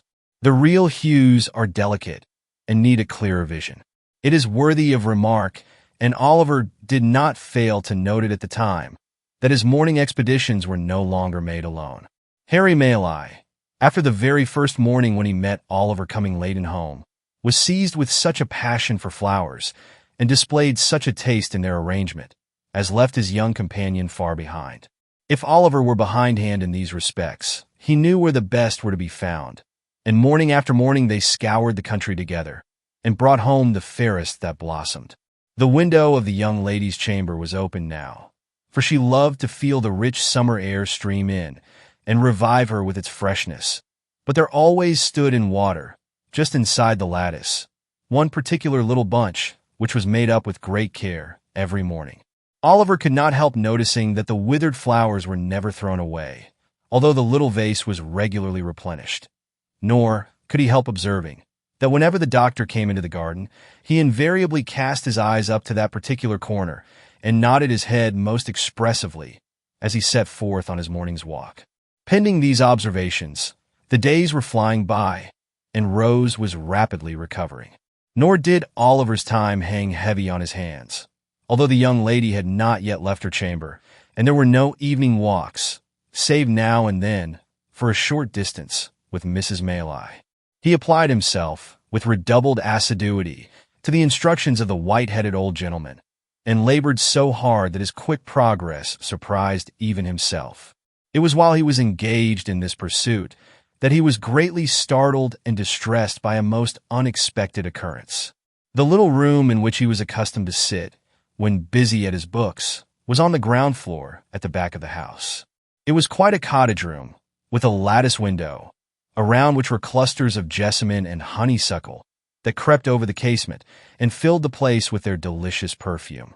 It looked into a garden, whence a wicket gate opened into a small paddock. All beyond was fine meadowland and wood.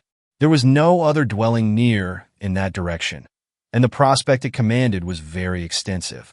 One beautiful evening, when the first shades of twilight were beginning to settle upon the earth, Oliver sat at this window, intent upon his books.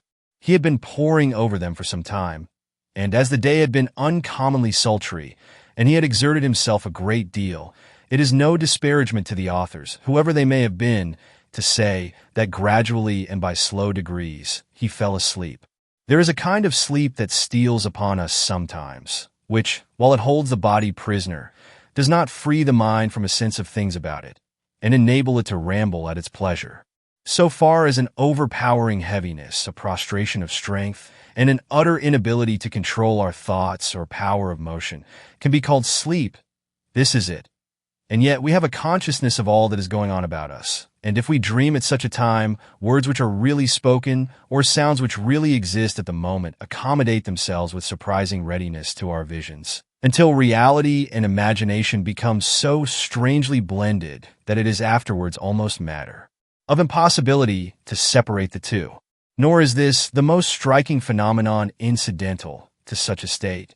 It is an undoubted fact that although our senses of touch and sight be for the time dead, yet our sleeping thoughts and the visionary scenes that pass before us will be influenced and materially influenced by the mere silent presence of some external object, which may not have been near us when we closed our eyes, and of whose vicinity we have had no waking consciousness. Oliver knew perfectly well that he was in his own little room, that his books were lying on the table before him, that the sweet air was stirring among the creeping plants outside. And yet he was asleep. Suddenly, the scene changed. The air became close and confined, and he thought with a glow of terror that he was in the Jew's house again.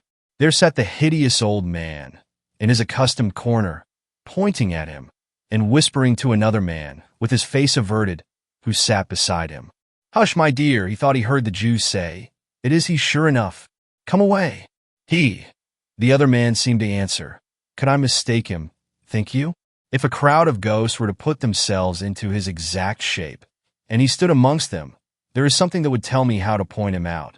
If you buried him 50 feet deep and took me across his grave, I fancy I should know, if there wasn't a mark above it, that he lay buried there." The man seemed to say this with such dreadful hatred that Oliver awoke with the fear and started up. Good heaven! What was that which sent the blood tingling to his heart and deprived him of his voice and of power to move? There, at the window, close before him, so close that he could have almost touched him before he started back, with his eyes peering into the room and meeting his, there stood the Jew, and beside him, white with rage or fear, or both, were the scowling features of the man who had accosted him in the inn-yard. It was but an instant, a glance, a flash, before his eyes, and they were gone. But they had recognized him, and he them, and their look was as firmly impressed upon his memory as if it had been deeply carved in stone and set before him from his birth. He stood transfixed for a moment, then, leaping from the window into the garden, called loudly for help. Chapter 35, containing the unsatisfactory result of Oliver's adventure, and a conversation of some importance between Harry Maylie and Rose. When the inmates of the house, attracted by Oliver's cries, hurried to the spot from which they proceeded, they found him, pale and agitated, pointing in the direction of the meadows behind the house, and scarcely able to articulate the words, "The Jew! The Jew!" Mr. Giles was at a loss to comprehend what this outcry meant, but Harry Maylie, whose perceptions were something quicker and who had heard Oliver's history from his mother, understood it at once. "What direction did he take?" he asked, catching up a heavy stick which was standing in a corner. "That," replied Oliver, pointing out the course the man had taken. "I missed them in an instant." "Then, there in the ditch," said Harry. "Follow, and keep as near me as you can." So saying, he sprang over the hedge and darted off with a speed which rendered it matter of exceeding difficulty for the others to keep near him. Giles followed as well as he could, and Oliver followed too. And in the course of a minute or two, Mr. Losberne, who had been out walking and just then returned, tumbled over the hedge after them, and picking himself up with more agility than he could have been supposed to possess, struck into the same course at no contemptible speed, shouting all the while, most prodigiously, to know what was the matter. On they all went, nor stopped they once to breathe, until the leader, striking off into an angle of the field indicated by Oliver, began to search, narrowly, the ditch and hedge adjoining, which afforded time for the remainder of the party to come up, and for Oliver to communicate to Mr. Losberne the circumstances that had led to so vigorous a pursuit. The search was all in vain. There were not even the traces of recent footsteps to be seen. They stood now on the summit of a little hill, commanding the open fields in every direction for 3 or 4 miles. There was the village in the hollow on the left, but in order to gain that, after pursuing the track Oliver had pointed out, the men must have made a circuit of open ground, which it was impossible they could have accomplished in so short a time. A thick wood skirted the meadowland in another direction, but they could not have gained that covert for the same reason. "It must have been a dream, Oliver," said Harry Maylie. "Oh no, indeed, sir," replied Oliver, shuddering at the very recollection of the old wretch's countenance. "I saw him too plainly for that. I saw them both, as plainly as I see you now." "Who was the other?" inquired Harry and Mr. Losberne together. "The very same man I told you of, who came so suddenly upon me at the inn," said Oliver. "We had our eyes fixed full upon each other, and I could swear to him." "They took this way?" demanded Harry. "Are you sure?" "As I am that the men were at the window," replied Oliver, pointing down, as he spoke, to the hedge which divided the cottage garden from the meadow. The tall man leaped over, just there, and the Jew, running a few paces to the right, crept through that gap.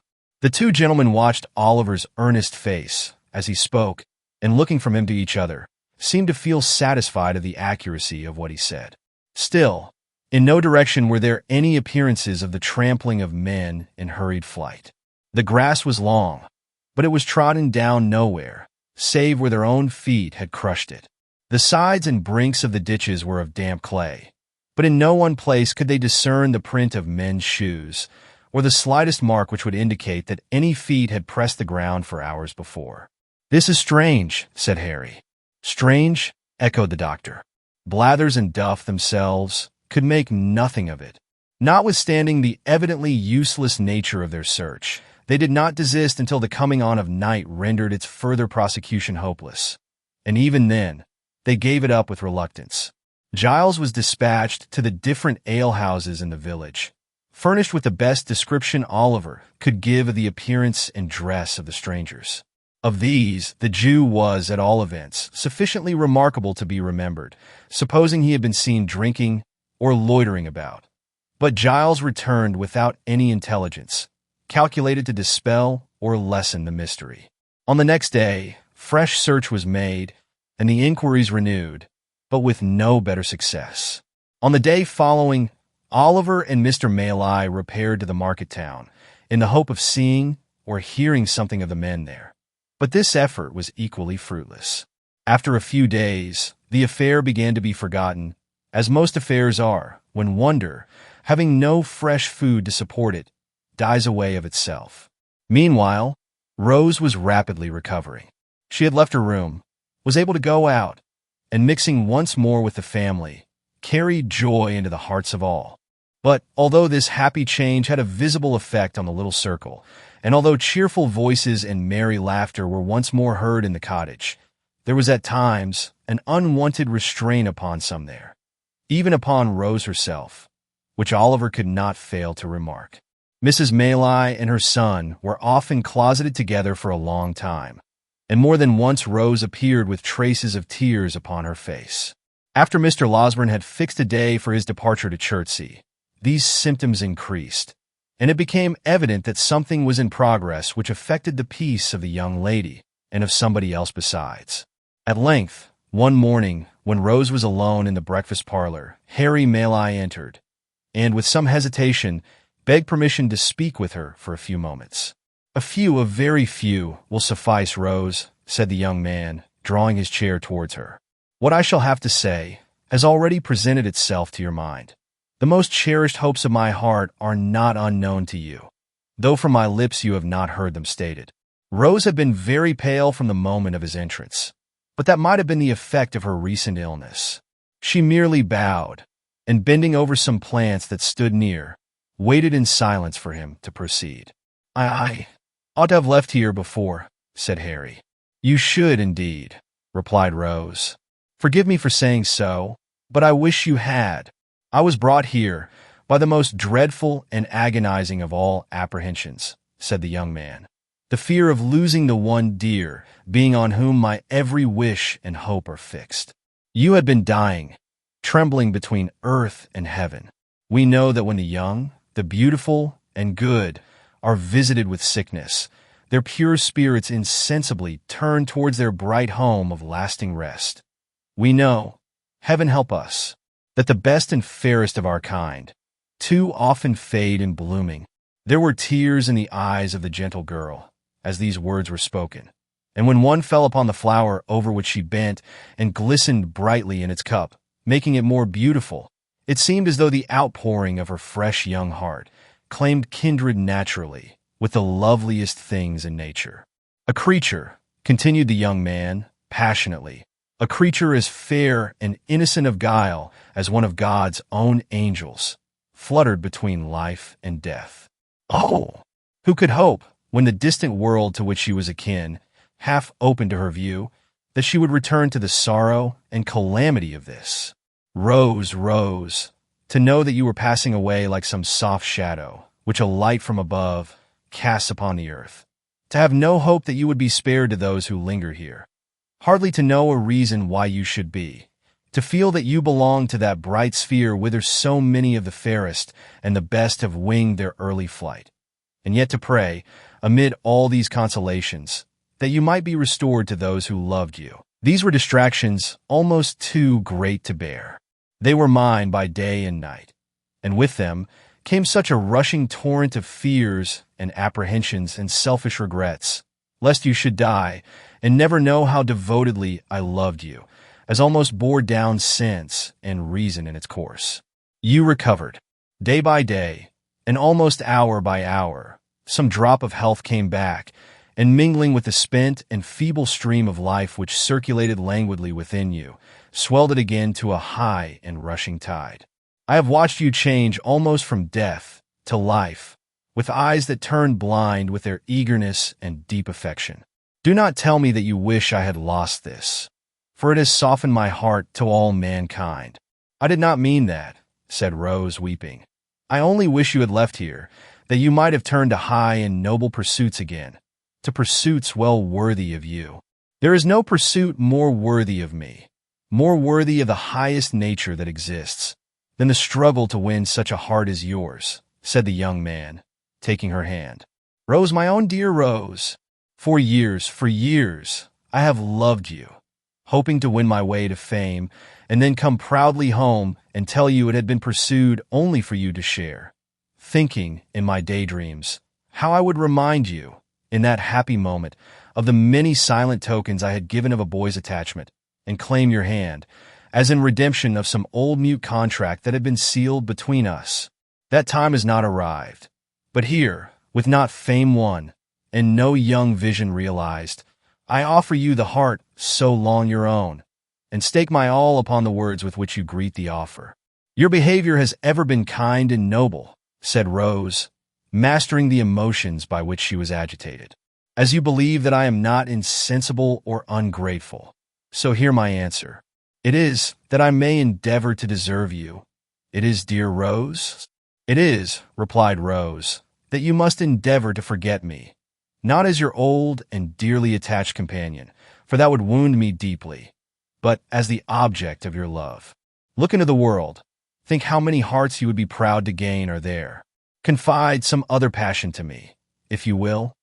I will be the truest, warmest, and most faithful friend you have.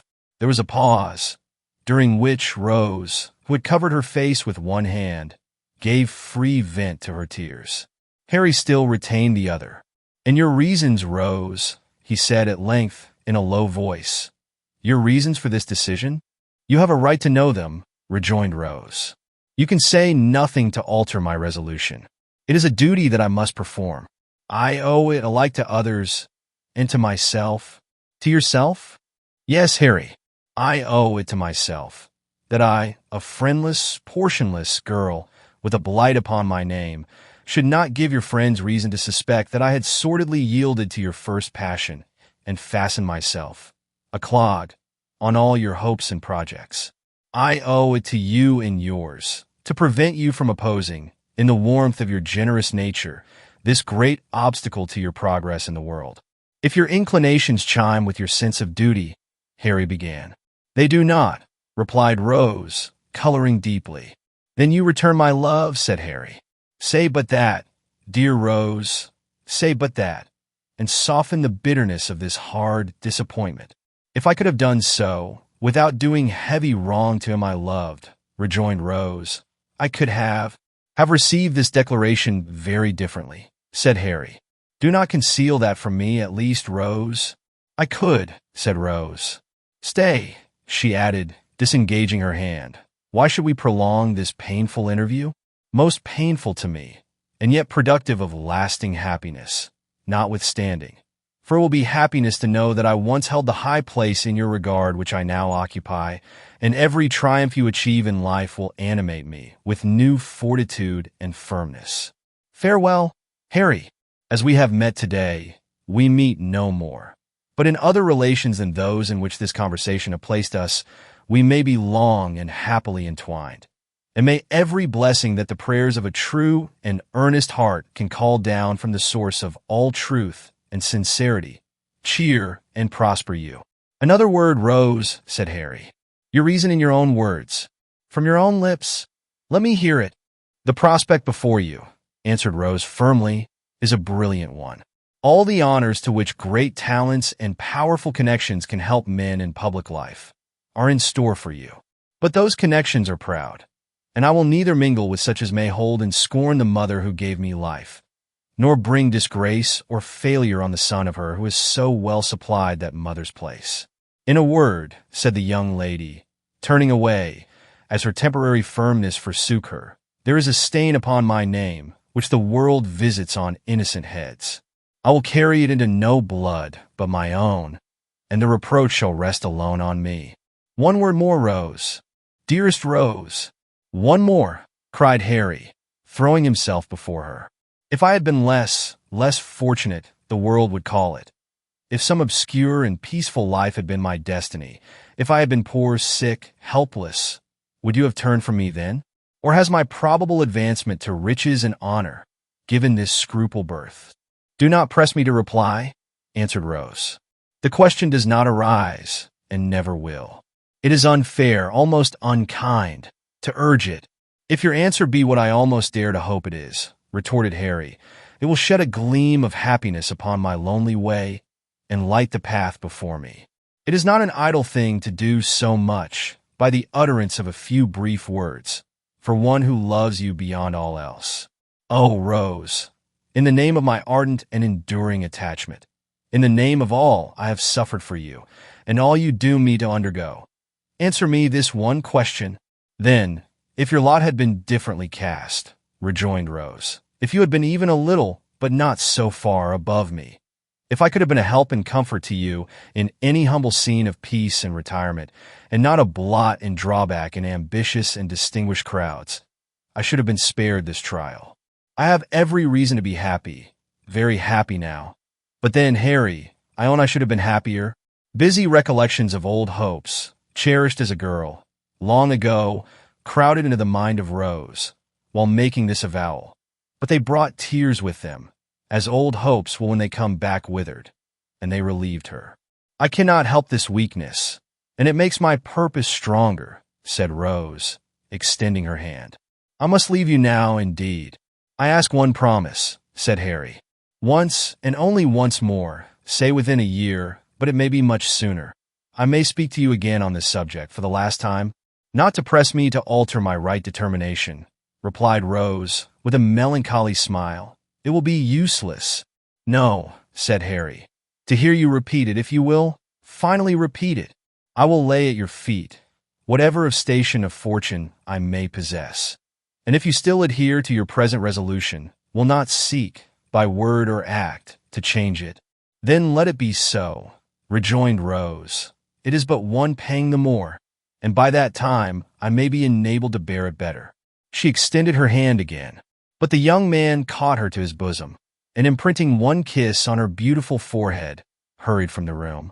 Chapter 36 is a very short one, and may appear of no great importance in its place, but it should be read notwithstanding as a sequel to the last, and a key to one that will follow when its time arrives.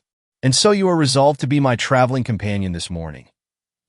Said the doctor, as Harry Maley joined him and Oliver at the breakfast table. Why, you are not in the same mind or intention 2 half hours together. "You will tell me a different tale one of these days," said Harry, coloring without any perceptible reason. "I hope I may have good cause to do so," replied Mr. Losberne, "though I confess I don't think I shall. But yesterday morning you had made up your mind, in a great hurry, to stay here and to accompany your mother, like a dutiful son, to the seaside. Before noon, you announced that you were going to do me the honor of accompanying me as far as I go, on your road to London.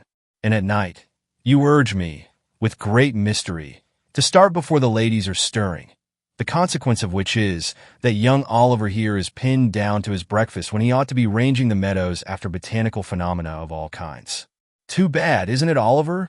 I should have been very sorry not to have been at home when you and Mr. Mayley went away, sir," rejoined Oliver. "That's a fine fellow," said the doctor. "You shall come and see me when you return. But, to speak seriously, Harry, has any communication from the great Knobs produced this sudden anxiety on your part to be gone?" "The great Knobs," replied Harry, "under which designation, I presume, you include my most stately uncle, have not communicated with me at all, since I have been here, nor at this time of the year is it likely that anything would occur to render necessary my immediate attendance among them." "Well," said the doctor, "you are a queer fellow. But of course they will get you into Parliament at the election before Christmas. And these sudden shiftings and changes are no bad preparation for political life. There's something in that. Good training is always desirable, whether the race be for place, cup, or sweepstakes." Harry Mayley looked as if he could have followed up this short dialogue by one or two remarks that would have staggered the doctor not a little, but he contented himself with saying, "We shall see," and pursued the subject no farther. The post-chaise drove up to the door shortly afterwards, and Giles coming in for the luggage, the good doctor bustled out to see it packed. "Oliver," said Harry Mayley, in a low voice, "let me speak a word with you." Oliver walked into the window recess to which Mr. Mayley beckoned him, much surprised at the mixture of sadness and boisterous spirits which his whole behavior displayed. "You can write well now?" said Harry, laying his hand upon his arm. "I hope so, sir," replied Oliver. "I shall not be at home again, perhaps for some time. I wish you would write to me, say once a fortnight, every alternate Monday, to the General Post Office in London. Will you?" "Oh, certainly, sir. I shall be proud to do it," exclaimed Oliver, greatly delighted with the commission. "I should like to know how my mother and Miss Mayley are," said the young man, "and you can fill up a sheet by telling me what walks you take and what you talk about, and whether seem happy and quite well. You understand me?" "Oh, quite, sir, quite," replied Oliver. "I would rather you did not mention it to them," said Harry, hurrying over his words, "because it might make my mother anxious to write to me oftener, and it is a trouble and worry to her. Let it be a secret between you and me. And mind you tell me everything. I depend upon you." Oliver, quite elated and honored by a sense of his importance, faithfully promised to be secret and explicit in his communications. Mr. Mayley took leave of him, with many assurances of his regard and protection. The doctor was in the chaise. Giles, who, it had been arranged, should be left behind, held the door open in his hand, and the women servants were in the garden, looking on. Harry cast one slight glance at the latticed window and jumped into the carriage. "Drive on," he cried, "hard, fast, full gallop. Nothing short of flying will keep pace with me. Today—" "Hullo!"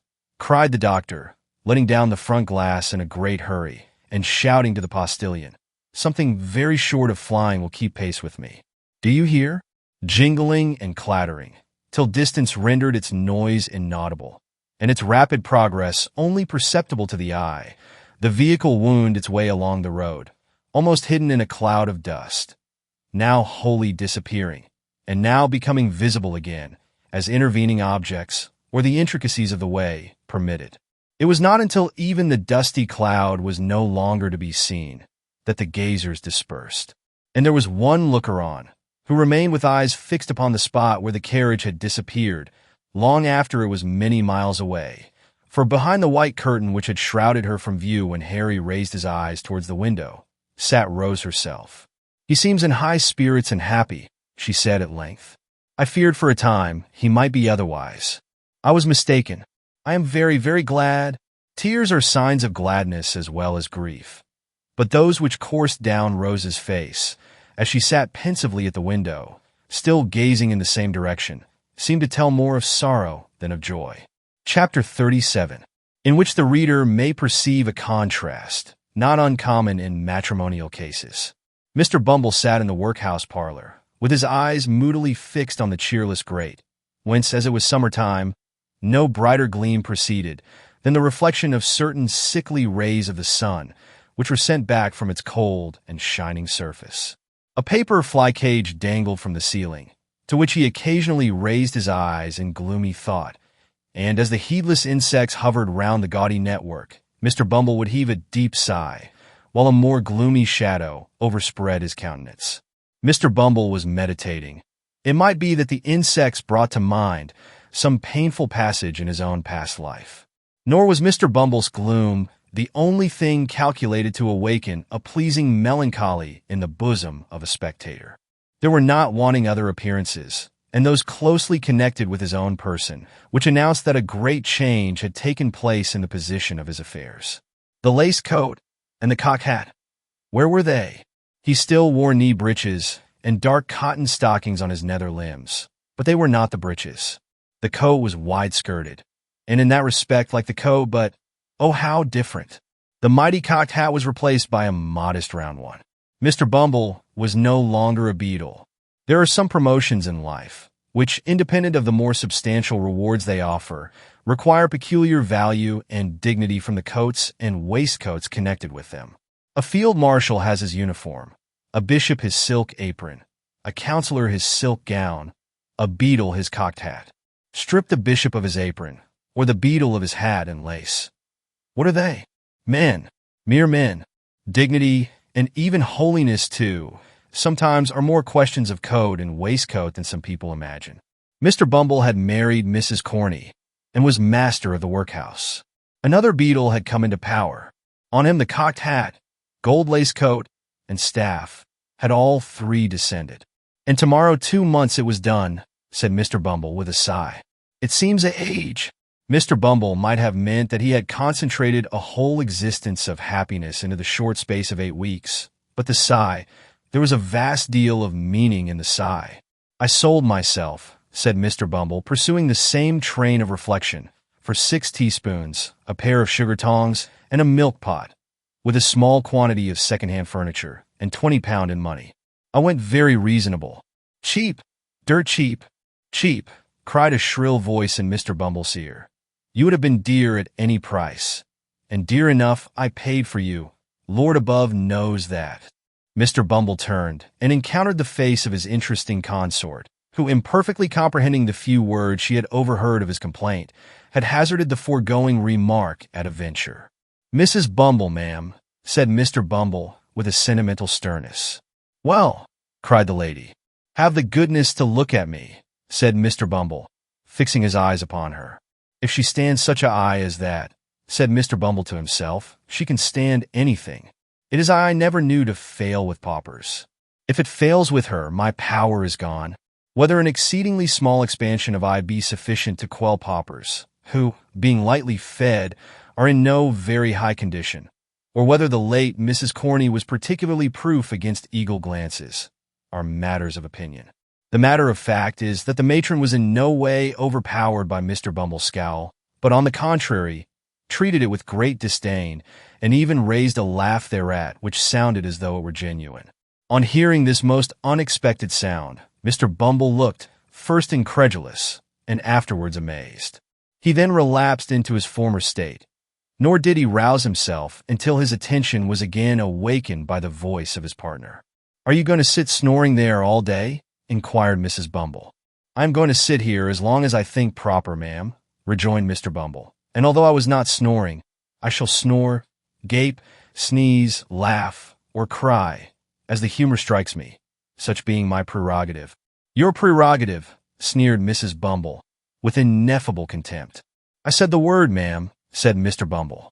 The prerogative of a man is to command. And what's the prerogative of a woman, in the name of goodness? Cried the relict of Mr. Corney deceased.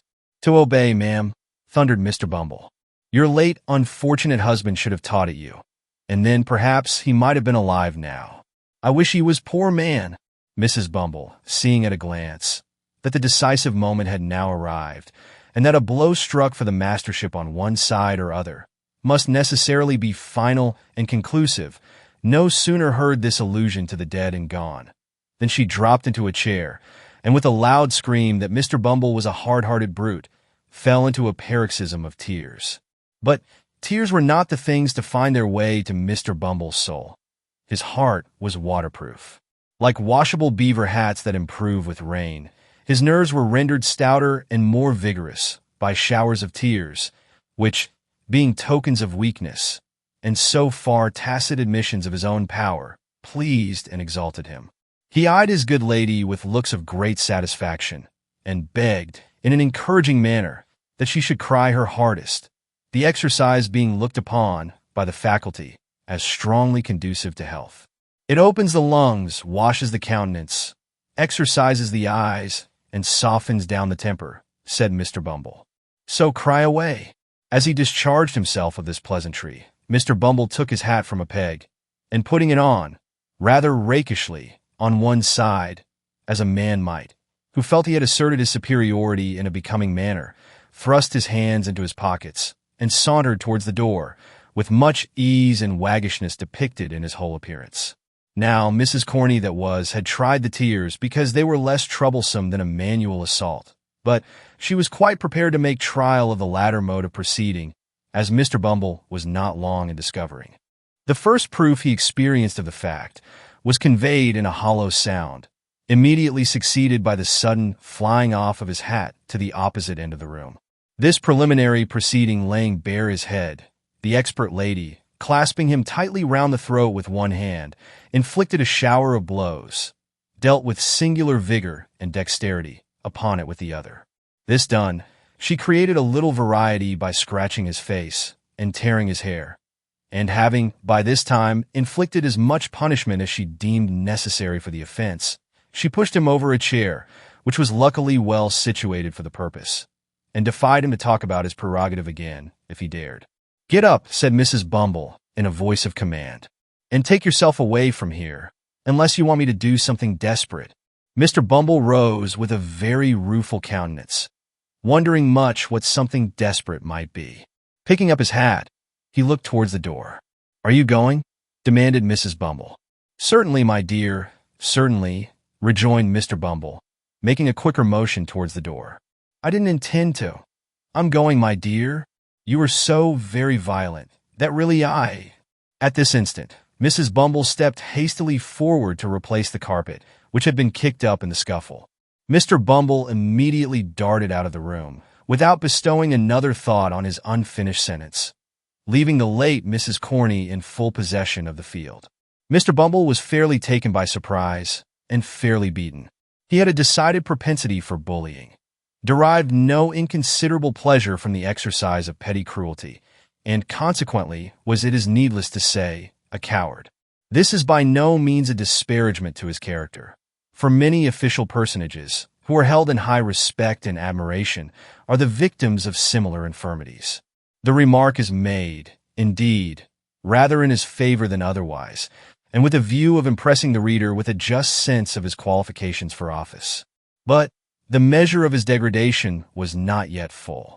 After making a tour of the house, and thinking, for the first time, that the poor laws really were too hard on people, and that men who ran away from their wives, leaving them chargeable to the parish, ought, in justice, to be visited with no punishment at all, but rather rewarded as meritorious individuals who had suffered much, Mr. Bumble came to a room where some of the female paupers were usually employed in washing the parish linen, when the sound of voices in conversation now proceeded. "Ham," said Mr. Bumble, summoning up all his native dignity. "These women at least shall continue to respect the prerogative. Hello! Hello there! What do you mean by this noise, you hussies?" With these words, Mr. Bumble opened the door and walked in with a very fierce and angry manner, which was at once exchanged for a most humiliated and cowering air, as his eyes unexpectedly rested on the form of his lady wife. "My dear," said Mr. Bumble, "I didn't know you were here." "Didn't know I was here," repeated Mrs. Bumble. "What do you do here?" "I thought they were talking rather too much to be doing their work properly, my dear," replied Mr. Bumble, glancing distractedly at a couple of old women at the washtub who were comparing notes of admiration at the workhouse master's humility. "You thought they were talking too much," said Mrs. Bumble. "What business is it of yours?" "Why, my dear," urged Mr. Bumble submissively. "What business is it of yours?" demanded Mrs. Bumble again. "It's very true. You're matron here, my dear," submitted Mr. Bumble. "But I thought you mightn't be in the way just then." "I'll tell you what, Mr. Bumble," returned his lady. "We don't want any of your interference. You're a great deal too fond of poking your nose into things that don't concern you, making everybody in the house laugh the moment your back is turned, and making yourself look like a fool every hour in the day. Be off, come."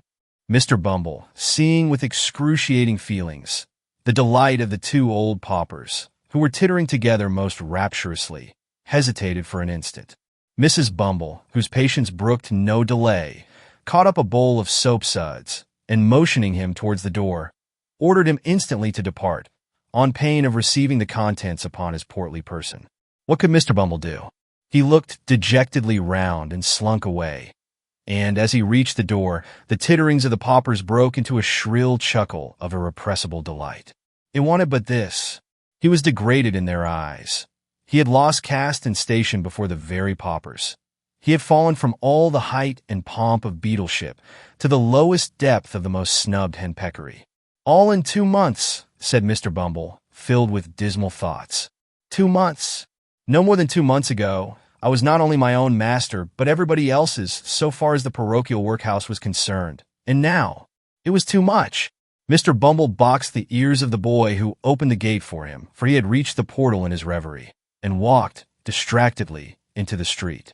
He walked up one street and down another, until exercise had abated the first passion of his grief, and then the revulsion of feeling made him thirsty. He passed a great many public houses, but at length paused before one in a byway, whose parlor, as he gathered from a hasty peep over the blinds, was deserted, save by one solitary customer. It began to rain, heavily at the moment. This determined him. Mr. Bumble stepped in, and ordering something to drink, as he passed the bar, entered the apartment into which he had looked from the street. The man who was seated there was tall and dark, and wore a large cloak. He had the air of a stranger, and seemed, by a certain haggardness in his look, as well as by the dusty soils on his dress, to have traveled some distance. He eyed Bumble askance as he entered, but scarcely deigned to nod his head in acknowledgment of his salutation. Mr. Bumble had quite dignity enough for two, supposing even that the stranger had been more familiar. So he drank his gin and water in silence, and read the paper with great show of pomp and circumstance. It so happened, however, as it will happen very often when men fall in a company under such circumstances, that Mr. Bumble felt, every now and then, a powerful inducement, which he could not resist, to steal a look at the stranger, and that whenever he did so, he withdrew his eyes, in some confusion, to find that the stranger was at that moment stealing a look at him.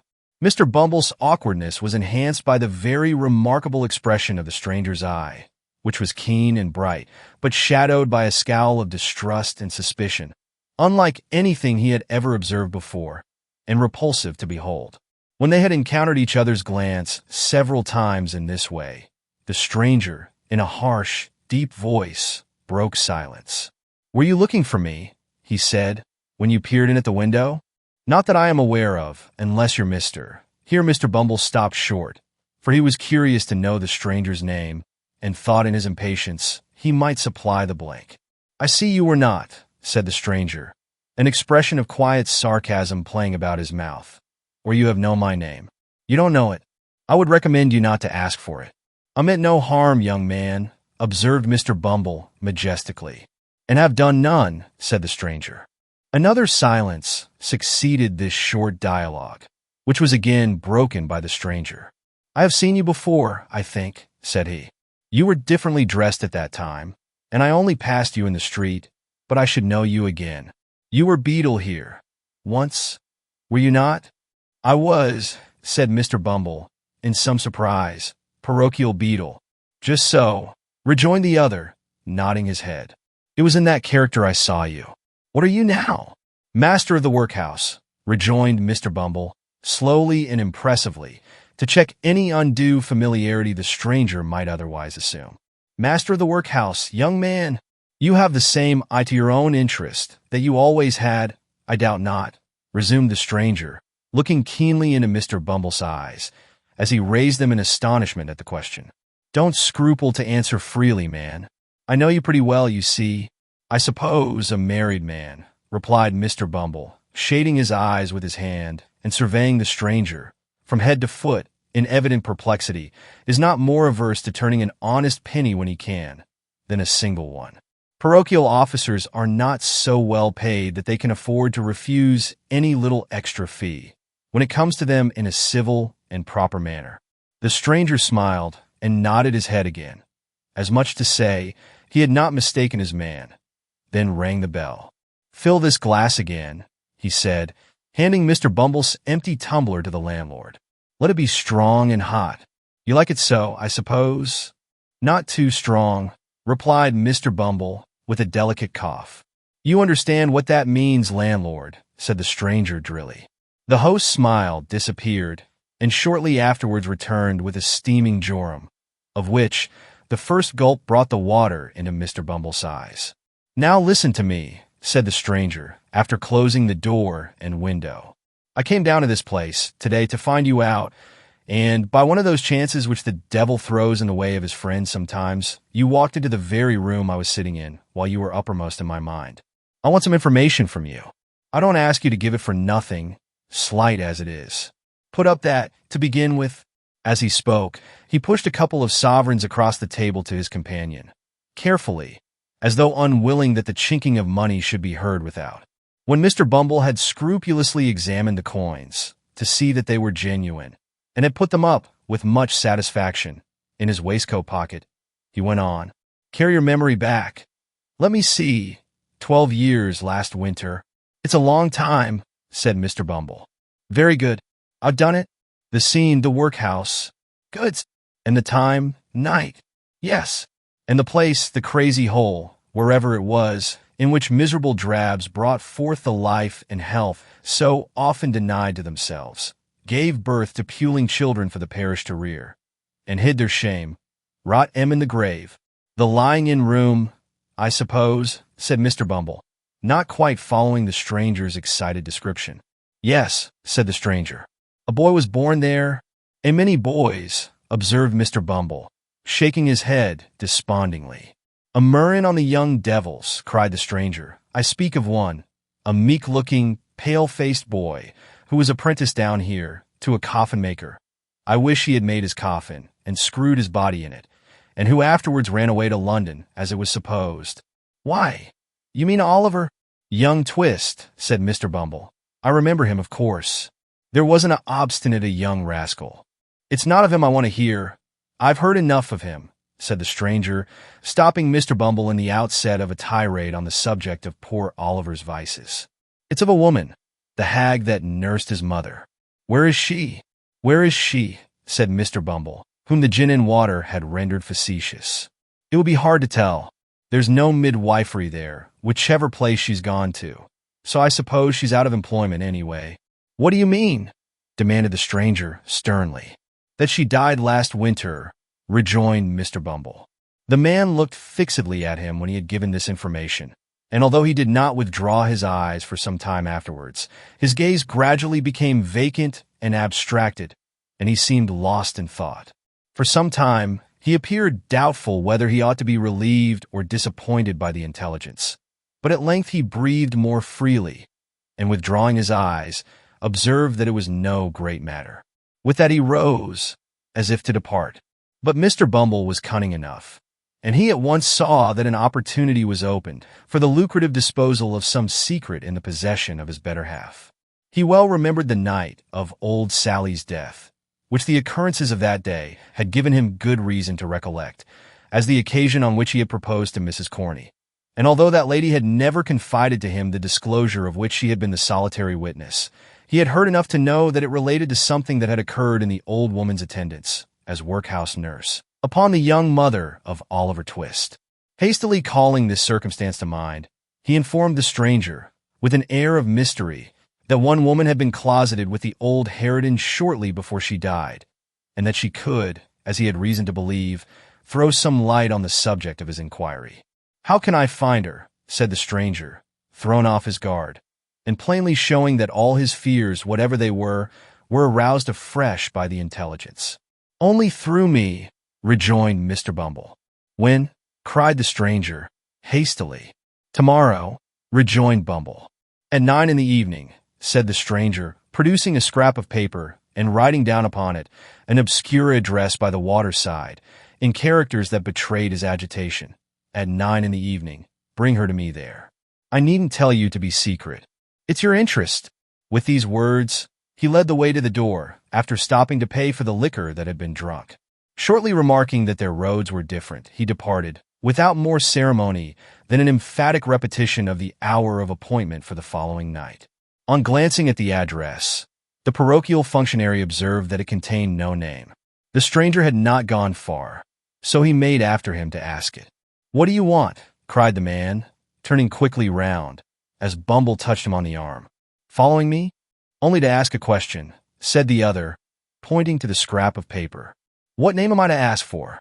"Monk's," rejoined the man, and strode hastily away. Chapter 38, containing an account of what passed between Mr. and Mrs. Bumble and Mr. Monks at their nocturnal interview. It was a dull, close, overcast summer evening.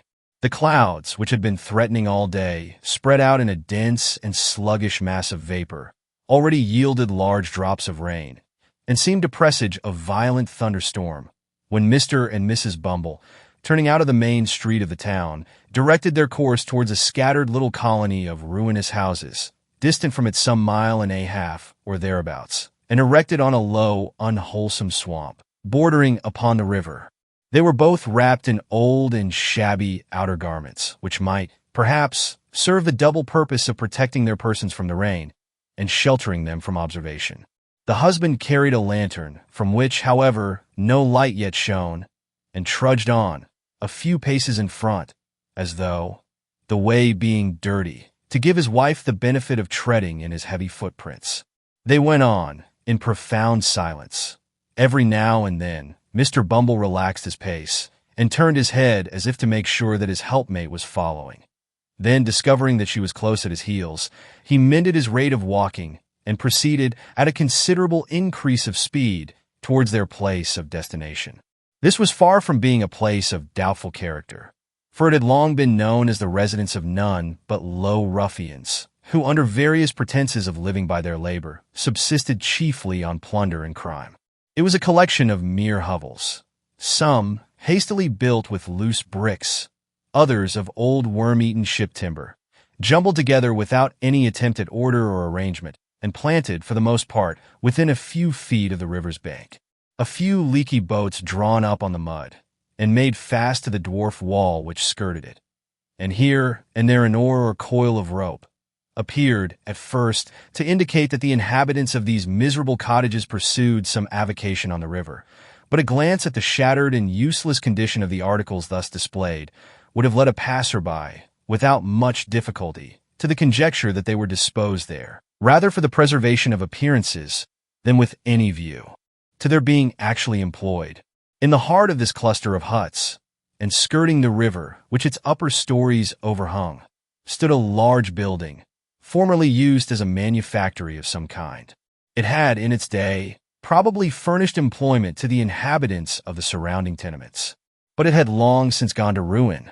The rat, the worm, and the action of the damp had weakened and rotted the piles on which it stood, and a considerable portion of the building had already sunk down into the water, while the remainder, tottering and bending over the dark stream, seemed to wait a favorable opportunity of following its old companion and involving itself in the same fate. It was before this ruinous building that the worthy couple paused, as the first peal of distant thunder reverberated in the air, and the rain commenced pouring violently down. "The place should be somewhere here," said Bumble, consulting a scrap of paper he held in his hand. "Hello there," cried a voice from above.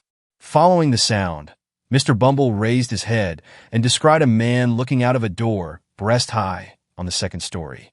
"Stand still a minute," cried the voice. "I'll be with you directly," with which the head disappeared and the door closed. "Is that the man?" asked Mr. Bumble's good lady. Mr. Bumble nodded in the affirmative. "Then, mind what I told you," said the matron, "and be careful to say as little as you can, or you'll betray us at once." Mr. Bumble, who had eyed the building with very rueful looks, was apparently about to express some doubts relative to the advisability of proceeding any further with the enterprise just then, when he was prevented by the appearance of Monks, who opened a small door near which they stood and beckoned them inwards.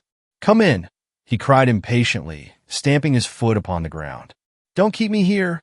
The woman, who had hesitated at first, walked boldly in, without any other invitation. Mr. Bumble, who was ashamed or afraid to lag behind, followed, obviously very ill at ease and with scarcely any of that remarkable dignity which was usually his chief characteristic. "What the devil made you stand lingering there in the wet?" said Monks, turning round and addressing Bumble after he had bolted the door behind them. We were only cooling ourselves," stammered Bumble, looking apprehensively about him. "Cooling yourselves," retorted Monks. "Not all the rain that ever fell, or ever will fall, will put as much of hell's fire out as a man can carry about with him. You won't cool yourself so easily. Don't think it." With this agreeable speech, Monks turned short upon the matron and bent his gaze upon her, till even she, who was not easily cowed, was fain to withdraw her eyes and turn them towards the ground. "This is the woman, is it?" demanded Monks. "Hem, that is the woman," replied Mr. Bumble, mindful of his wife's caution. "You think women never can keep secrets, I suppose," said the matron, interposing and returning, as she spoke, the searching look of Monks. "I know they will always keep one till it's found out," said Monks. "And what may that be?" asked the matron. "The loss of their own good name," replied Monks. "So, by the same rule, if a woman's a party to a secret that might hang or transport her, I'm not afraid of her telling it to anybody. Not I. Do you understand, mistress?" "No," rejoined the matron, slightly coloring as she spoke. "Of course you don't," said Monks. "How should you?" Bestowing something halfway between a smile and a frown upon his two companions, and again beckoning them to follow him, the man hastened across the apartment, which was of considerable extent, but low in the roof. He was preparing to ascend a steep staircase, or rather ladder, leading to another floor of warehouses above, when a bright flash of lightning streamed down the aperture, and a peal of thunder followed, which shook the crazy building to its center. "Hear it!" he cried, shrinking back. "Hear it! Rolling and crashing on as if it echoed through 1,000 caverns where the devils were hiding from it. I hate the sound." He remained silent for a few moments, and then, removing his hands suddenly from his face, showed, to the unspeakable discomposure of Mr. Bumble, that it was much distorted and discolored. "These fits come over me now and then," said Monks, observing his alarm, "and thunder sometimes brings them on. Don't mind me now. It's all over for this once."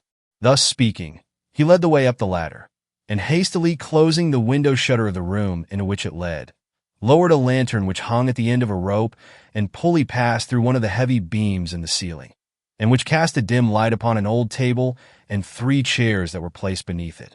"Now," said Monks, when they had all 3 seated themselves, "the sooner we come to our business, the better for all. The woman know what it is? Does she?" The question was addressed to Bumble, but his wife anticipated the reply by intimating that she was perfectly acquainted with it. "He is right in saying that you were with this hag the night she died, and that she told you something." "About the mother of the boy you named," replied the matron, interrupting him. "Yes. The first question is, of what nature was her communication?" said Monks. "That's the second," observed the woman with much deliberation. "The first is, what may the communication be worth?" "Who the devil can tell that, without knowing of what kind it is?" asked Monks. "Nobody better than you, I am persuaded," answered Mrs. Bumble, who did not want for spirit, as her yoke-fellow could abundantly testify. "Humph," said Monks significantly, and with a look of eager inquiry. "There may be money's worth to get a—" "Perhaps there may," was the composed reply. "Something that was taken from her," said Monks. "Something that she wore. Something that—" You had better bid, interrupted Mrs. Bumble. I have heard enough, already, to assure me that you are the man I ought to talk to. Mr. Bumble, who had not yet been admitted by his better half in any greater share of the secret than he had originally possessed, listened to this dialogue with outstretched neck and distended eyes, which he directed towards his wife and Monks, by turns, in undisguised astonishment, increased, if possible, when the latter sternly demanded what sum was required for the disclosure. What's it worth to you? Asked the woman, as collectedly as before. It may be nothing. It may be 20 pounds, replied Monks. Speak out, and let me know which. Add 5 pounds to the sum you have named. Give me 25 pounds in gold, said the woman, and I'll tell you all I know. Not before.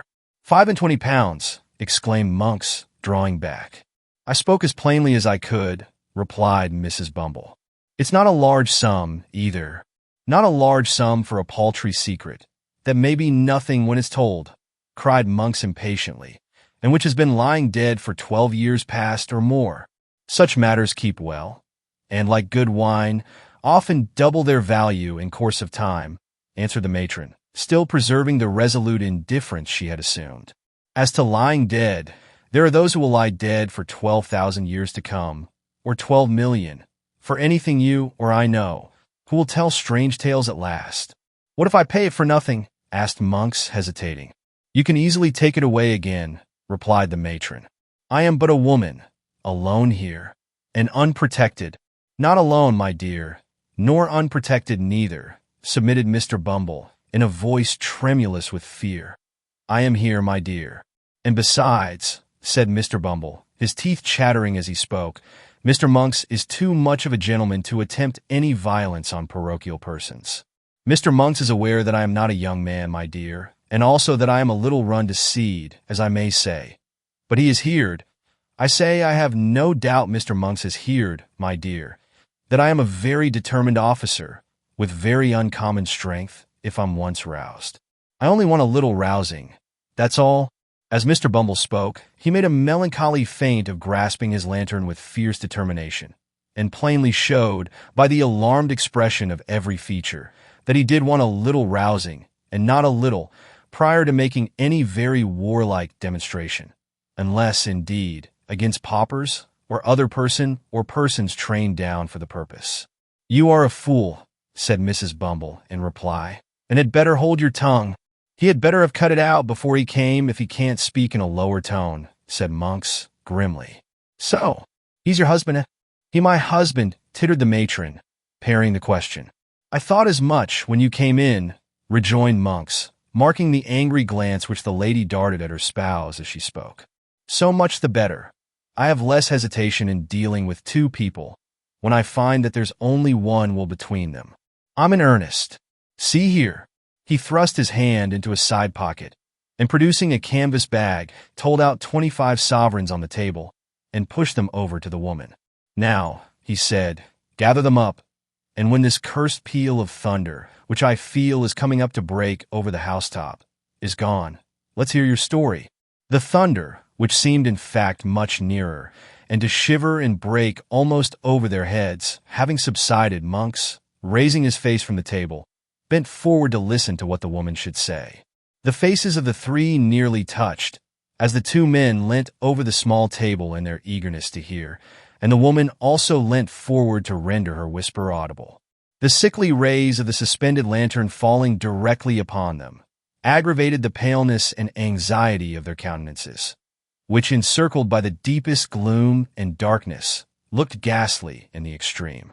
When this woman, that we called Old Sally, died, the matron began. She and I were alone. Was there no one by? Asked Monks, in the same hollow whisper. No sick wretch or idiot in some other bed. No one who could hear, and might, by possibility, understand? Not a soul, replied the woman. We were alone. I stood alone beside the body when death came over it. Good, said Monks, regarding her attentively. Go on. She spoke of a young creature, resumed the matron, who had brought a child into the world some years before, not merely in the same room, but in the same bed in which she then lay dying. Aye, said Monks, with quivering lip and glancing over his shoulder, Blood. How things come about. The child was the one you named to him last night, said the matron, nodding carelessly towards her husband, the mother this nurse had robbed. In life? Asked Monks. In death, replied the woman, with something like a shudder.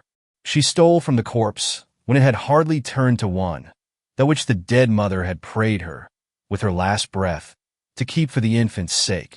She sold it, cried Monks with desperate eagerness. Did she sell it? Where? When? To whom? How long before? As she told me, with great difficulty, that she had done this, said the matron, she fell back and died. Without saying more? Cried Monks, in a voice which, from its very suppression, seemed only the more furious. It's a lie. I'll not be played with. She said more. I'll tear the life out of you both, but I'll know what it was. She didn't utter another word, said the woman, to all appearance unmoved, as Mr. Bumble was very far from being, by the strange man's violence. But she clutched my gown violently with one hand, which was partly closed. And when I saw that she was dead, and so removed the hand by force, I found it clasped a scrap of dirty paper, which contained, interposed Monks, stretching forward. Nothing, replied the woman. It was a pawnbroker's duplicate. For what? Demanded Monks. In good time I'll tell you, said the woman. I judged that she had kept the trinket for some time in the hope of turning it to better account, and then had pawned it, and had saved or scraped together money to pay the pawnbroker's interest year by year and prevent its running out, so that if anything came of it, it could still be redeemed. Nothing had come of it, and as I tell you, she died with the scrap of paper, all worn and tattered, in her hand. The time was out in 2 days. I thought something might one day come of it too, and so redeemed the pledge. Where is it now? Asked Monks quickly. There, replied the woman, and, as if glad to be relieved of it, she hastily threw upon the table a small kid bag scarcely large enough for a French watch, which Monks, pouncing upon, tore open with trembling hands. It contained a little gold locket, in which were 2 locks of hair and a plain gold wedding ring. It has the word Agnes engraved on the inside, said the woman.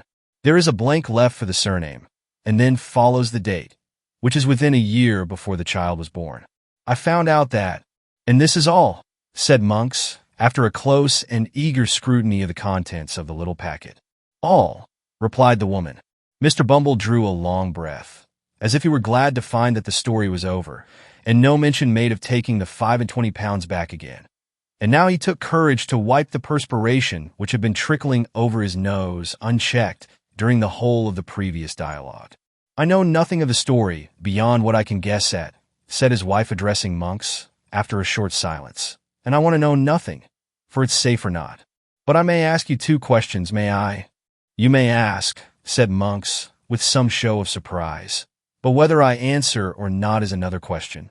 Which makes 3, observed Mr. Bumble, essaying a stroke of facetiousness. Is that what you expected to get from me? Demanded the matron. It is, replied Monks. The other question? What do you propose to do with it? Can it be used against me? Never, rejoined Monks, nor against me either. See here, but don't move a step forward, or your life is not worth a bulrush. With these words, he suddenly wheeled the table aside, and pulling an iron ring in the boarding, threw back a large trapdoor which opened close at Mr. Bumble's feet, and caused that gentleman to retire several paces backward with great precipitation. Look down, said Monks, lowering the lantern into the gulf. Don't fear me. I could have let you down, quietly enough, when you were seated over it, if that had been my game. Thus encouraged, the matron drew near to the brink, and even Mr. Bumble himself, impelled by curiosity, ventured to do the same. The turbid water, swollen by the heavy rain, was rushing rapidly on below, and all other sounds were lost in the noise of its plashing and eddying against the green and slimy piles. There had once been a watermill beneath. The tide foaming and chafing round the few rotten stakes and fragments of machinery that yet remained seemed to dart onward, with a new impulse, when freed from the obstacles which had unavailingly attempted to stem its headlong course. If you flung a man's body down there, where would it be tomorrow morning? Said Monks, swinging the lantern to and fro in the dark well.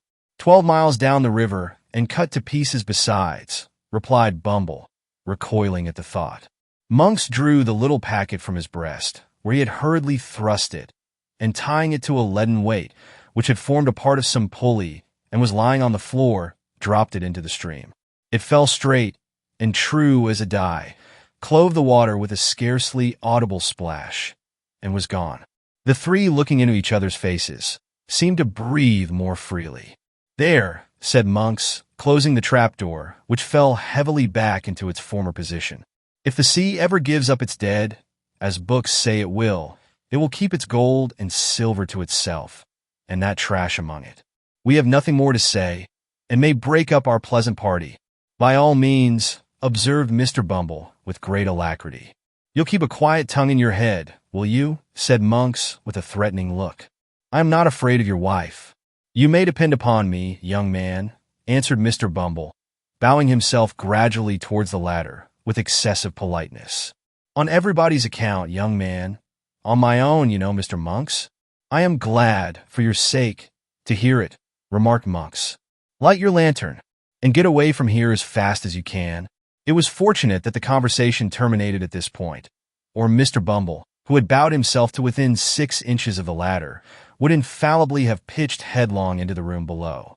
He lighted his lantern from that which Monks had detached from the rope and now carried in his hand, and making no effort to prolong the discourse, descended in silence, followed by his wife. Monks brought up the rear, after pausing on the steps to satisfy himself that there were no other sounds to be heard than the beating of the rain without and the rushing of the water. They traversed the lower room slowly and with caution, for Monks started at every shadow, and Mr. Bumble, holding his lantern a foot above the ground, walked not only with remarkable care, but with a marvelously light step for a gentleman of his figure, looking nervously about him for hidden trapdoors. The gate at which they had entered was softly unfastened and opened by Monks. Merely exchanging a nod with their mysterious acquaintance, the married couple emerged into the wet and darkness outside. They were no sooner gone than Monks, who appeared to entertain an invincible repugnance to being left alone, called to a boy who had been hidden somewhere below. Bidding him go first and bear the light, he returned to the chamber he had just quitted. Chapter 39 introduces some respectable characters with whom the reader is already acquainted, and shows how Monks and the Jew laid their worthy heads together. On the evening following that upon which the three worthies mentioned in the last chapter disposed of their little matter of business as therein narrated, Mr. William Sikes, awakening from a nap, drowsily growled forth an inquiry what time of night it was. The room in which Mr. Sikes propounded this question was not one of those he had tenanted previous to the Chertsey expedition, although it was in the same quarter of the town, and was situated at no great distance from his former lodgings. It was not, in appearance, so desirable a habitation as his old quarters, being a mean and badly furnished apartment of very limited size, lighted only by one small window in the shelving roof, and abutting on a close and dirty lane. Nor were there wanting other indications of the good gentleman's having gone down in the world of late, for a great scarcity of furniture and total absence of comfort, together with the disappearance of all such small movables as spare clothes and linen, bespoke a state of extreme poverty, while the meager and attenuated condition of Mr. Sikes himself would have fully confirmed these symptoms, if they had stood in any need of corroboration. The housebreaker was lying on the bed, wrapped in his white greatcoat by way of dressing gown, and displaying a set of features in no degree improved by the cadaverous hue of illness, and the addition of a soiled nightcap and a stiff, black beard of a week's growth. The dog sat at the bedside, now eyeing his master with a wistful look, and now pricking his ears and uttering a low growl as some noise in the street or in the lower part of the house attracted his attention. Seated by the window, busily engaged in patching an old waistcoat which formed a portion of the robber's ordinary dress, was a female, so pale and reduced with watching and privation that there would have been considerable difficulty in recognizing her as the same Nancy who has already figured in this tale, but for the voice in which she replied to Mr. Sikes's question. "Not long gone 7, said the girl. "How do you feel tonight, Bill?" "As weak as water," replied Mr. Sikes, with an imprecation on his eyes and limbs. "Here, lend us a hand. and let me get off this thundering bed anyhow." Illness had not improved Mr. Sikes's temper, for, as the girl raised him up and led him to a chair, he muttered various curses on her awkwardness and struck her. "Whining are you?" said Sikes. "Come, don't stand sniveling there. If you can't do anything better than that, cut off altogether. Do you hear me?" "I hear you," replied the girl, turning her face aside and forcing a laugh. "What fancy have you got in your head now?" "Oh, you've thought better of it, have you?" growled Sikes, marking the tear which trembled in her eye. "All the better for you, you have. Why, you don't mean to say you'd be hard upon me tonight, Bill," said the girl, laying her hand upon his shoulder. "No," cried Mr. Sikes. "Why not?"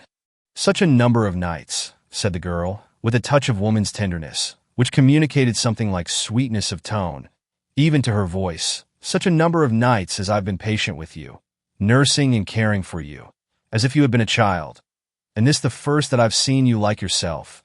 You wouldn't have served me as you did just now, if you'd thought of that, would you? Come, say you wouldn't." "Well then," rejoined Mr. Sikes, "I wouldn't." "Why, damn now, the girl's is whining again." "It's nothing," said the girl, throwing herself into a chair. "Don't you seem to mind me. It'll soon be over." "What'll be over?" demanded Mr. Sikes in a savage voice. "What foolery are you up to now again? Get up and bustle about, and don't come over me with your woman's nonsense." At any other time, this remonstrance, and the tone in which it was delivered, would have had the desired effect. But the girl, being really weak and exhausted, dropped her head over the back of the chair and fainted before Mr. Sikes could get out a few of the appropriate oaths with which, on similar occasions, he was accustomed to garnish his threats. Not knowing, very well, what to do in this uncommon emergency, for Miss Nancy's hysterics were usually of that violent kind which the patient fights and struggles out of, without much assistance, Mr. Sikes tried a little blasphemy, and finding that mode of treatment wholly ineffectual, called for assistance. "What's the matter here, my dear?" said Fagin, looking in. "Lend a hand to the girl, can't you?" replied Sikes impatiently. "Don't stand chattering and grinning at me." With an exclamation of surprise, Fagin hastened to the girl's assistance, while Mr. John Dawkins, otherwise the Artful Dodger, who had followed his venerable friend into the room, hastily deposited on the floor a bundle with which he was laden, and snatching a bottle from the grasp of Master Charles Bates, who came close at his heels, uncorked it in a twinkling with his teeth, and poured a portion of its contents down the patient's throat, previously taking a taste himself to prevent mistakes. "Give her a whiff of fresh air with the bellows, Charlie," said Mr. Dawkins, "and you slap her hands, Fagin, while Bill undoes the petticoats." These united restoratives, administered with great energy, especially that department consigned to Master Bates, who appeared to consider his share in the proceedings a piece of unexampled pleasantry, were not long in producing the desired effect. The girl gradually recovered her senses, and, staggering to a chair by the bedside, hid her face upon the pillow, leaving Mr. Sikes to confront the newcomers in some astonishment at their unlooked-for appearance. "Why, what evil wind has blowed you here?" he asked Fagin. "No evil wind at all, my dear, for evil winds blow nobody any good, and I've brought something good with me that you'll be glad to see. Dodger, my dear, open the bundle, and give Bill the little trifles that we spent all our money on this morning." In compliance with Mr. Fagin's request, the Artful untied this bundle, which was of large size and formed of an old tablecloth, and handed the articles it contained, one by one, to Charlie Bates, who placed them on the table with various encomiums on their rarity and excellence. "Sich a rabbit pie, Bill," exclaimed the young gentleman, disclosing to view a huge pasty. "Sich delicate creeters, with sich tender limbs, Bill, that the weary bones melt in your mouth, and there's no occasion to pick 'em. Half a pound of 7 and 6 green, so precious strong that if you mix it with boiling water, it'll go nigh to blow the lid of the teapot off. 1.5 pounds of moist sugar that the niggers didn't work at all at afore they got it up to sich a pitch of.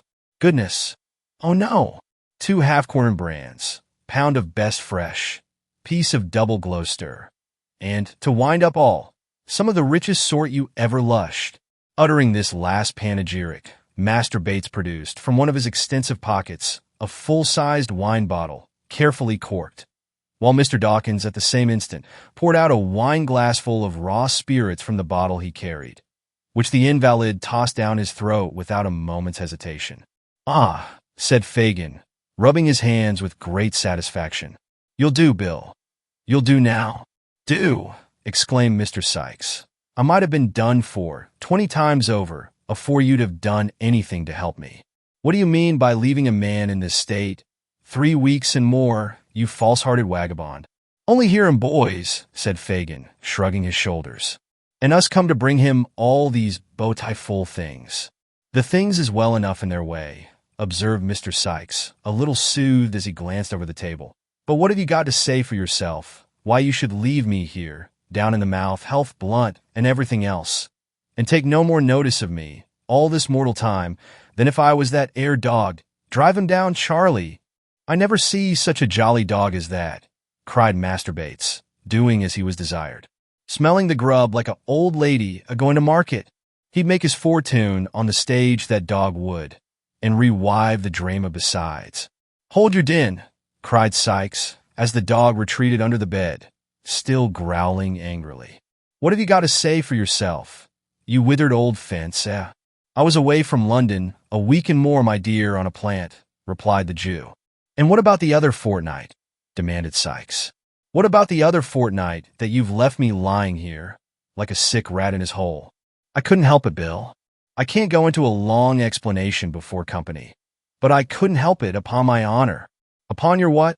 growled Sikes, with excessive disgust.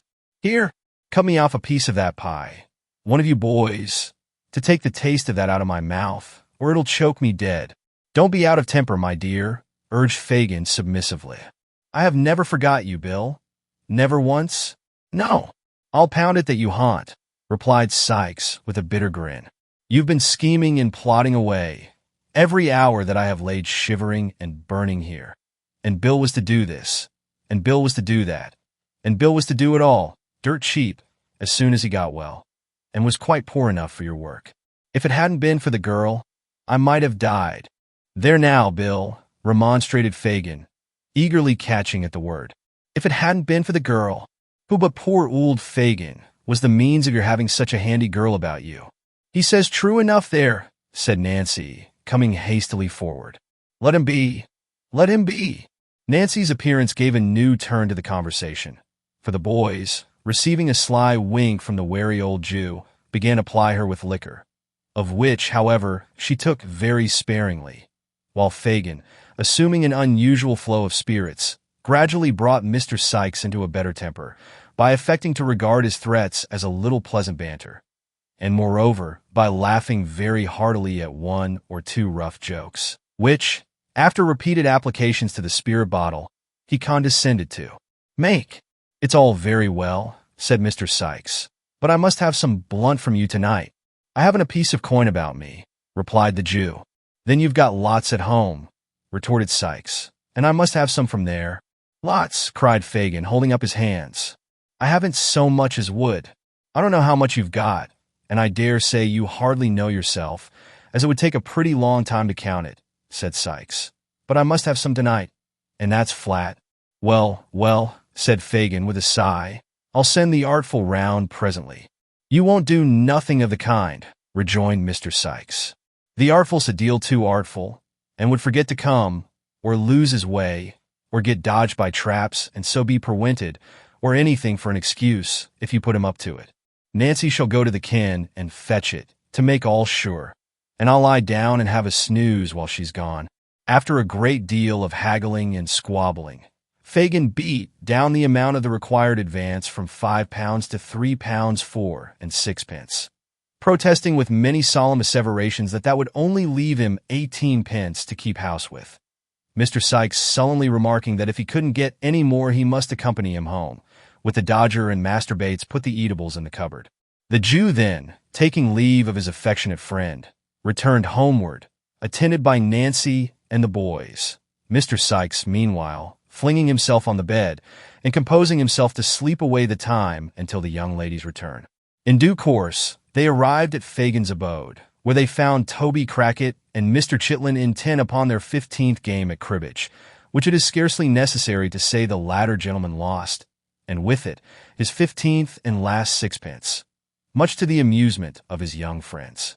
Mr. Crackit, apparently somewhat ashamed at being found relaxing himself with a gentleman so much his inferior in station and mental endowments, yawned, and inquiring after Sikes, took up his hat to go. "Has nobody been, Toby?" asked Fagin.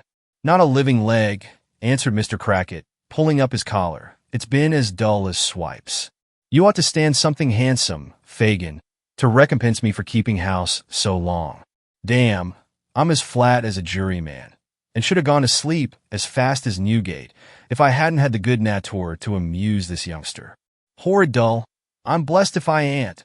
With these and other ejaculations of the same kind, Mr. Toby Crackit swept up his winnings and crammed them into his waistcoat pocket with a haughty air, as though such small pieces of silver were wholly beneath the consideration of a man of his figure. This done, he swaggered out of the room with so much elegance and gentility that Mr. Chitlin, bestowing numerous admiring glances on his legs and boots till they were out of sight, assured the company that he considered his acquaintance cheap at 15 sixpences an interview, and that he didn't value his losses the snap of his little finger. "What a rum chap you are, Tom," said Master Bates, highly amused by this declaration. "Not a bit of it," replied Mr. Chitlin. "Am I, Fagin?" "A very clever fellow, my dear," said Fagin, patting him on the shoulder and winking to his other pupils. "And Mr. Crackit is a heavy swell." "Ain't he, Fagin?" asked Tom. "No doubt at all of that, my dear. And it is a creditable thing to have his acquaintance." "Ain't it, Fagin?" pursued Tom. "Very much so, indeed, my dear. They're only jealous, Tom, because he won't give it to them." "Ah!" cried Tom triumphantly. "That's where it is. He has cleaned me out. But I can go and earn some more when I like. Can I, Fagin?" "To be sure you can, and the sooner you go the better, Tom. So make up your loss at once, and don't lose any more time. Dodger! Charlie! It's time you were on the lay. Come, it's near 10, and nothing done yet." In obedience to this hint, the boys, nodding to Nancy, took up their hats and left the room, the Dodger and his vivacious friend indulging, as they went, in many witticisms at the expense of Mr. Chitlin, in whose conduct it is but justice to say there was nothing very conspicuous or peculiar, inasmuch as there are a great number of spirited young bloods upon town, who pay a much higher price than Mr. Chitlin for being seen in good society, and a great number of fine gentlemen composing the good society aforesaid, who established their reputation upon very much the same footing as Flash Toby Crackit. "Now," said Fagin, when they had left the room, "I'll go and get you that cash, Nancy. This is only the key of a little cupboard where I keep a few odd things the boys get, my dear. I never lock up my money, for I've got none to lock up, my dear." "Ha! Ha! None to lock up? It's a poor trade, Nancy, and no thanks, but I'm fond of seeing the young people about me, and I bear it all. I bear it all." "Hush," he said, hastily concealing the key in his breast. "Who's that? Listen." The girl, who was sitting at the table with her arms folded, appeared in no way interested in the arrival, or to care whether the person, whoever he was, came or went, until the murmur of a man's voice reached her ears. The instant she caught the sound, she tore off her bonnet and shawl, with the rapidity of lightning, and thrust them under the table. The Jew, turning round immediately afterwards, she muttered a complaint of the heat, in a tone of languor that contrasted, very remarkably, with the extreme haste and violence of this action, which, however, had been unobserved by Fagin, who had his back towards her at the time. "Bah!" he whispered, as though nettled by the interruption. "It's the man I expected before. He's coming downstairs. Not a word about the money while he's here, Nance. He won't stop long. Not 10 minutes, my dear." Laying his skinny forefinger upon his lip, the Jew carried a candle to the door, as a man's step was heard upon the stairs without. He reached it at the same moment as the visitor, who, coming hastily into the room, was close upon the girl before he observed her. "It was Monks. Only one of my young people," said Fagin, observing that Monks drew back on beholding a stranger. "Don't move, Nancy." The girl drew closer to the table, and glancing at Monks with an air of careless levity, withdrew her eyes. But as he turned towards Fagin, she stole another look, so keen and searching and full of purpose, that if there had been any bystander to observe the change, he could hardly have believed the two looks to have proceeded from the same person. "Any news?" inquired Fagin. "Great." "And in good?" asked Fagin, hesitating as though he feared to vex the other man by being too sanguine. "Not bad, anyway," replied Monks with a smile. "I have been prompt enough this time. Let me have a word with you." The girl drew closer to the table and made no offer to leave the room, although she could see that Monks was pointing to her. The Jew, perhaps fearing she might say something aloud about the money if he endeavored to get rid of her, pointed upward and took Monks out of the room. "Not that infernal hole we were in before," she could hear the man say as they went upstairs. Fagin laughed, and making some reply which did not reach her, seemed, by the creaking of the boards, to lead his companion to the second story. Before the sound of their footsteps had ceased to echo through the house, the girl had slipped off her shoes, and drawing her gown loosely over her head and muffling her arms in it, stood at the door, listening with breathless interest. The moment the noise ceased, she glided from the room, ascended the stairs with incredible softness and silence, and was lost in the gloom above. The room remained deserted for a quarter of an hour or more. The girl glided back with the same unearthly tread, and immediately afterwards the two men were heard descending. Monks went at once into the street, and the Jew crawled upstairs again for the money. When he returned, the girl was adjusting her shawl and bonnet, as if preparing to be gone. "Why, Nance," exclaimed the Jew, starting back as he put down the candle. "How pale you are!" "Pale," echoed the girl, shading her eyes with her hands, as if to look steadily at him. "Quite horrible. What have you been doing to yourself?" "Nothing that I know of, except sitting in this close place for I don't know how long and all," replied the girl carelessly. "Come, let me get back. That's a dear." With a sigh for every piece of money, Fagin told the amount into her hand. They parted without more conversation, merely interchanging a good night. When the girl got into the open street, she sat down upon a doorstep and seemed, for a few moments, wholly bewildered and unable to pursue her way. Suddenly she arose, and hurrying on, in a direction quite opposite to that in which Sikes was awaiting her return, quickened her pace, until it gradually resolved into a violent run. After completely exhausting herself, she stopped to take breath, and as if suddenly recollecting herself, and deploring her inability to do something she was bent upon, wrung her hands and burst into tears. It might be that her tears relieved her, or that she felt the full hopelessness of her condition, but she turned back, and hurrying with nearly as great rapidity in the contrary direction, partly to recover lost time, and partly to keep pace with the violent current of her own thoughts, soon reached the dwelling where she had left the housebreaker. If she betrayed any agitation, when she presented herself to Mr. Sikes, he did not observe it, for merely inquiring if she had brought the money, and receiving a reply in the affirmative, he uttered a growl of satisfaction, and replacing his head upon the pillow, resumed the slumbers which her arrival had interrupted. It was fortunate for her that the possession of money occasioned him so much employment next day in the way of eating and drinking, and withal had so beneficial an effect in smoothing down the asperities of his temper, that he had neither time nor inclination to be very critical upon her behavior and deportment.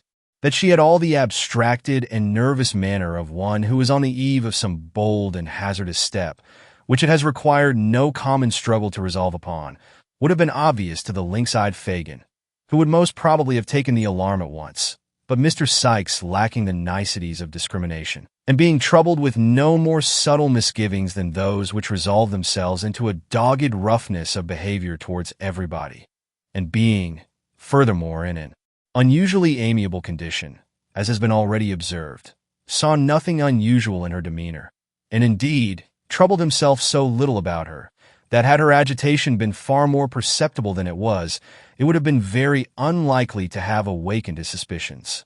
As that day closed in, the girl's excitement increased, and when night came on, and she sat by, watching until the housebreaker should drink himself asleep, there was an unusual paleness in her cheek and a fire in her eye, that even Sikes observed with astonishment.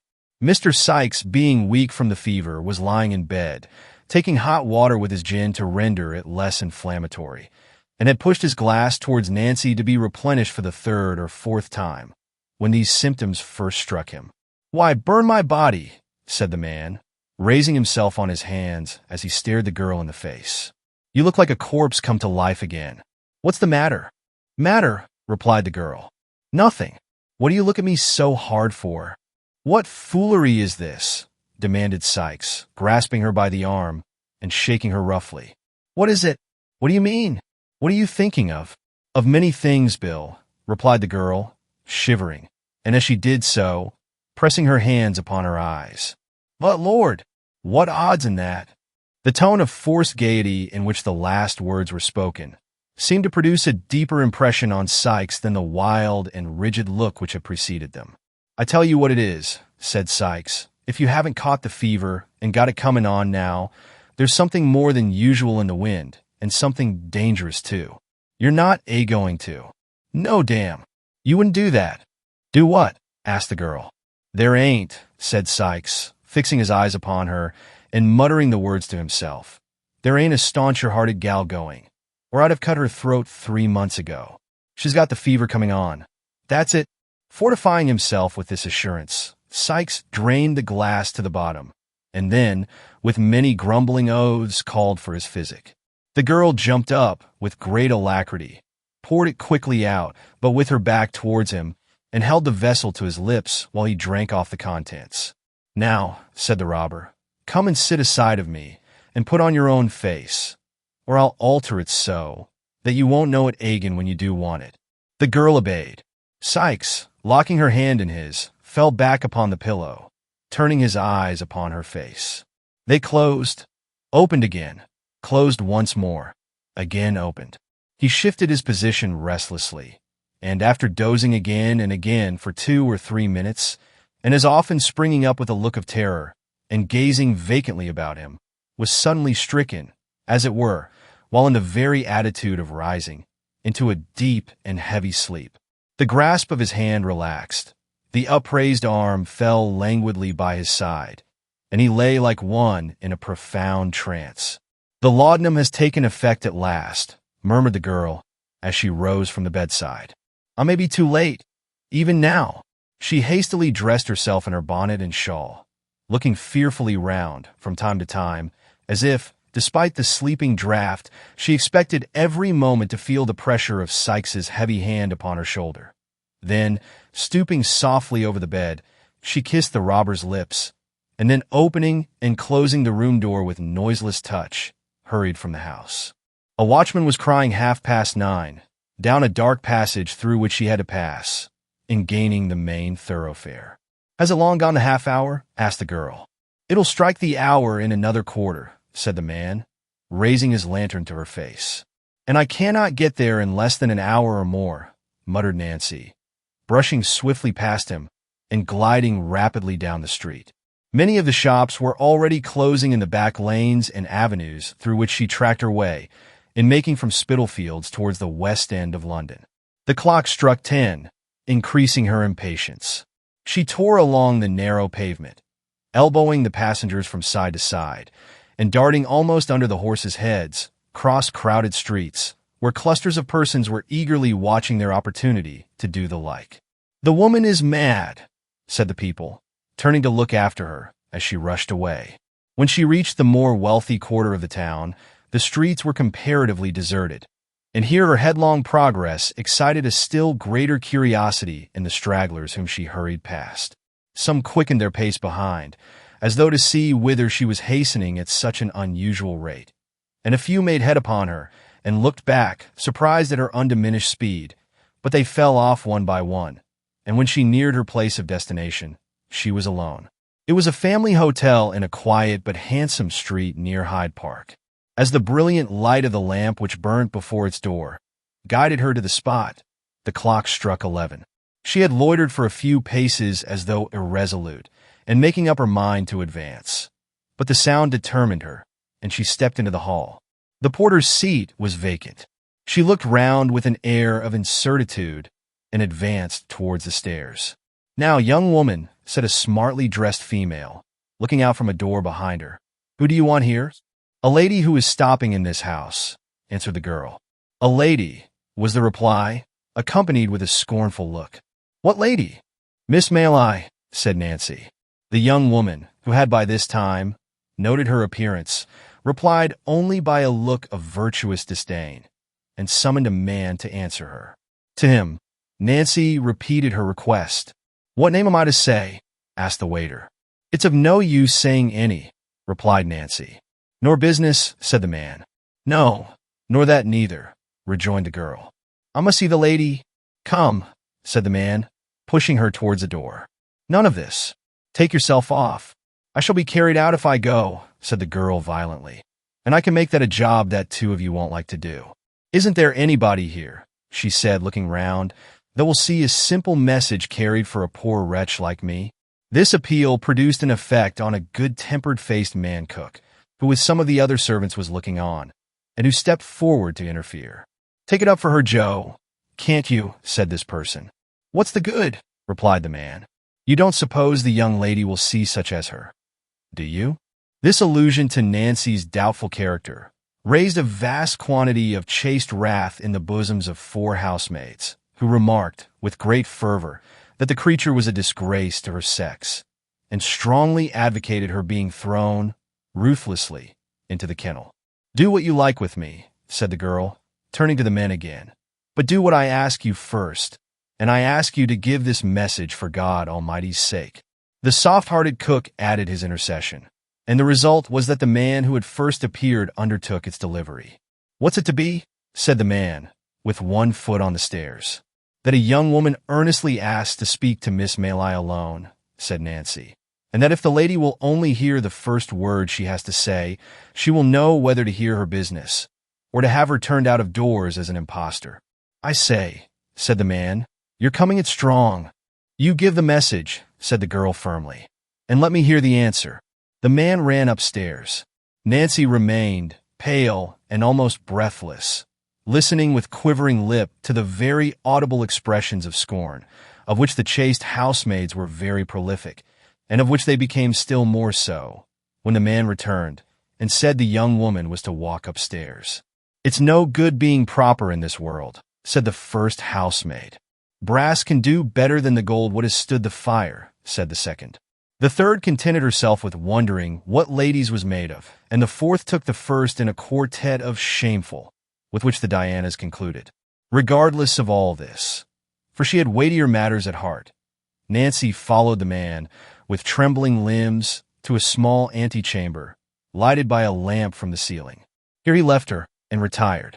Chapter 40. A Strange Interview, which is a sequel to the last chamber. The girl's life had been squandered in the streets, and among the most noisome of the stews and dens of London, but there was something of the woman's original nature left in her still, and when she heard a light step approaching the door opposite to that by which she had entered, and thought of the wide contrast which the small room would in another moment contain, she felt burdened with the sense of her own deep shame, and shrunk, as though she could scarcely bear the presence of her with whom she had sought this interview. But struggling with these better feelings was pride, the vice of the lowest and most debased creatures no less than of the high and self-assured. The miserable companion of thieves and ruffians, the fallen outcast of low haunts, the associate of the scourings of the jails and hulks, living within the shadow of the gallows itself. Even this degraded being felt too proud to betray a feeble gleam of the womanly feeling which she thought a weakness, but which alone connected her with that humanity of which her wasting life had obliterated so many, many traces when a very child. She raised her eyes sufficiently to observe that the figure which presented itself was that of a slight and beautiful girl. Then, bending them on the ground, she tossed her head with affected carelessness as she said, "It's a hard matter to get to see you, lady. If I had taken offense and gone away, as many would have done, you'd have been sorry for it one day, and not without reason either." "I am very sorry if anyone has behaved harshly to you," replied Rose. "Do not think of that. Tell me why you wish to see me. I am the person you inquired for." The kind tone of this answer, the sweet voice, the gentle manner, the absence of any accent of haughtiness or displeasure, took the girl completely by surprise, and she burst into tears. "Oh, lady," she said, clasping her hands passionately before her face, "if there was more like you, there would be fewer like me. There would, There would. Sit down, said Rose earnestly. If you are in poverty or affliction, I shall be truly glad to relieve you if I can. I shall indeed. Sit down. Let me stand, lady, said the girl, still weeping, and do not speak to me so kindly till you know me better. It is growing late. Is that door shut? Yes, said Rose, recoiling a few steps, as if to be nearer assistance in case she should require it. Why? Because, said the girl, I am about to put my life and the lives of others in your hands. I am the girl that dragged little Oliver back to old Fagin's on the night he went out from the house in Pentonville. You, said Rose Maylie. I, lady, replied the girl. I am the infamous creature you have heard of, that lives among the thieves, and that never from the first moment I can recollect my eyes and senses opening on London streets have known any better life, or kinder words than they have given me. So help me God. Do not mind shrinking openly from me, lady. I am younger than you would think, to look at me, but I am well used to it. The poorest women fall back, as I make my way along the crowded pavement. What dreadful things are these? Said Rose, involuntarily falling from her strange companion. Thank heaven upon your knees, dear lady, cried the girl, that you had friends to care for and keep you in your childhood, and that you were never in the midst of cold and hunger, and riot and drunkenness, and something worse than all, as I have been from my cradle. I may use the word, for the alley and the gutter were mine, as they will be my deathbed. I pity you, said Rose, in a broken voice. It wrings my heart to hear you. Heaven bless you for your goodness, rejoined the girl. If you knew what I am sometimes, you would pity me indeed. But I have stolen away from those who would surely murder me, if they knew I had been here, to tell you what I have overheard. Do you know a man named Monks? No, said Rose. He knows you, replied the girl, and knew you were here, for it was by hearing him tell the place that I found you out. I never heard the name, said Rose. Then he goes by some other amongst us, rejoined the girl, which I more than thought before. Some time ago, and soon after Oliver was put into your house on the night of the robbery, I, suspecting this man, listened to a conversation held between him and Fagin in the dark. I found out from what I heard that Monks, the man I asked you about, you know. Yes, said Rose, I understand. That Monks, pursued the girl, had seen him accidentally with two of our boys on the day we first lost him, and had known him directly to be the same child that he was watching for, though I couldn't make out why. A bargain was struck with Fagin, that if Oliver was got back he should have a certain sum, and he was to have more for making him a thief, which this Monks wanted for some purpose of his own. For what purpose? Asked Rose. He caught sight of my shadow on the wall as I listened, in the hope of finding out, said the girl. And there are not many people besides me that could have got out of their way in time to escape discovery. But I did, and I saw him no more till last night. And what occurred then? I'll tell you, lady. Last night he came again. Again they went upstairs, and I, wrapping myself up so that my shadow would not betray me, again listened at the door. The first words I heard Monks say were these: So the only proofs of the boy's identity lie at the bottom of the river, and the old hag that received them from the mother is rotting in her coffin. They laughed and talked of his success in doing this. And Monks, talking on about the boy, and getting very wild, said that though he had got the young devil's money safely now, he'd rather have had it the other way. For what a game it would have been to have brought down the boast of the father's will, by driving him through every jail in town, and then hauling him up for some capital felony which Fagin could easily manage, after having made a good profit of him besides. What is all this? Said Rose. The truth, lady, though it comes from my lips, replied the girl. Then he said, with those common enough in my ears, but strange to yours, that if he could gratify his hatred by taking the boy's life without bringing his own neck in danger, he would, but as he couldn't, he'd be upon the watch to meet him at every turn in life. And if he took advantage of his birth and history, he might harm him yet. In short, Fagin, he says, Jew as you are, you never laid such snares as I'll contrive for my young brother, Oliver. His brother, exclaimed Rose. Those were his words, said Nancy, glancing uneasily round, as she had scarcely ceased to do, since she began to speak, for a vision of Sikes haunted her perpetually. And more, when he spoke of you and the other lady, and said it seemed contrived by heaven, or the devil, against him, that Oliver should come into your hands. He laughed and said there was some comfort in that too. For how many thousands and hundreds of thousands of pounds would you not give, if you had them, to know who your two-legged spaniel was? You do not mean, said Rose, turning very pale, to tell me that this was said in earnest? He spoke in hard and angry earnest, if a man ever did, replied the girl, shaking her head. He is an earnest man when his hatred is up.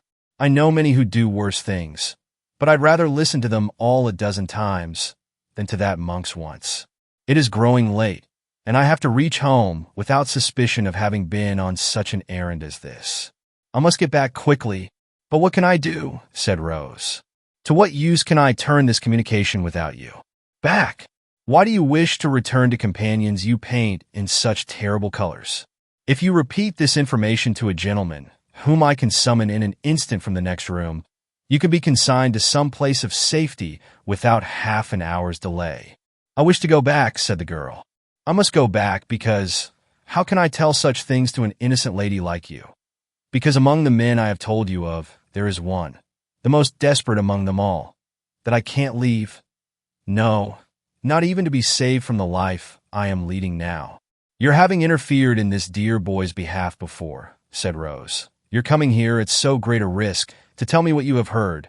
Your manner, which convinces me of the truth of what you say, your evident contrition and sense of shame, all lead me to believe that you might yet be reclaimed.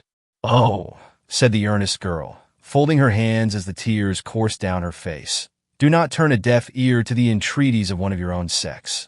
The first, I do believe, who ever appealed to you in the voice of pity and compassion. Do hear my words, and let me save you yet for better things. Lady, cried the girl, sinking on her knees, dear, sweet, angel lady, you are the first that ever blessed me with such words as these. And if I had heard them years ago, they might have turned me from a life of sin and sorrow. But it is too late, it is too late. It is never too late, said Rose, for penitence and atonement. It is, cried the girl, writhing in agony of her mind. I cannot leave him now. I could not be his death. Why should you be? Asked Rose. Nothing could save him, cried the girl. If I told others what I have told you, and led to their being taken, he would be sure to die. He is the boldest, and has been so cruel. Is it possible, cried Rose, that for such a man as this, you can resign every future hope and the certainty of immediate rescue? It is madness. I don't know what it is, answered the girl. I only know that it is so, and not with me alone, but with hundreds of others as bad and wretched as myself. I must go back. Whether it is God's wrath for the wrong I have done, I do not know, but I am drawn back to him through every suffering and ill usage, and I should be, I believe, if I knew that I was to die by his hand at last. What am I to do? Said Rose. I should not let you depart from me thus. You should, lady, and I know you will, rejoined the girl, rising. You will not stop my going because I have trusted in your goodness, and forced no promise from you, as I might have done. Of what use, then, is the communication you have made? Said Rose. This mystery must be investigated, or how will its disclosure to me benefit Oliver, whom you are anxious to serve? You must have some kind gentleman about you that will hear it as a secret and advise you what to do, rejoined the girl. But where can I find you again when it is necessary? Asked Rose. I do not seek to know where these dreadful people live, but where will you be walking or passing at any settled period from this time? Will you promise me that you will have my secret strictly kept, and come alone, or with the only other person that knows it, and that I shall not be watched or followed? Asked the girl. I promise you solemnly, answered Rose. Every Sunday night, from 11 until the clock strikes 12, said the girl without hesitation. I will walk on London Bridge if I am alive. Stay another moment, interposed Rose, as the girl moved hurriedly towards the door. Think once again on your own condition and the opportunity you have of escaping from it. You have a claim on me, not only as the voluntary bearer of this intelligence, but as a woman lost almost beyond redemption. Will you return to this gang of robbers, and to this man, when a word can save you? What fascination is it that can take you back and make you cling to wickedness and misery? Oh, is there no chord in your heart that I can touch? Is there nothing left to which I can appeal against this terrible infatuation? When ladies as young and good and beautiful as you are, replied the girl steadily, give away your hearts. Love will carry you all lengths. Even such as you, who have home, friends, other admirers, everything to fill them. When such as I, who have no certain roof but the coffin lid, and no friend in sickness or death but the hospital nurse, set our rotten hearts on any man, and let him fill the place that has been a blank through all our wretched lives, who can hope to cure us. Pity us, lady. Pity us for having only one feeling of the woman left, and for having that turned, by a heavy judgment, from a comfort and a pride, into a new means of violence and suffering. You will, said Rose after a pause, take some money from me, which may enable you to live without dishonesty, at all events until we meet again? Not a penny, replied the girl, waving her hand.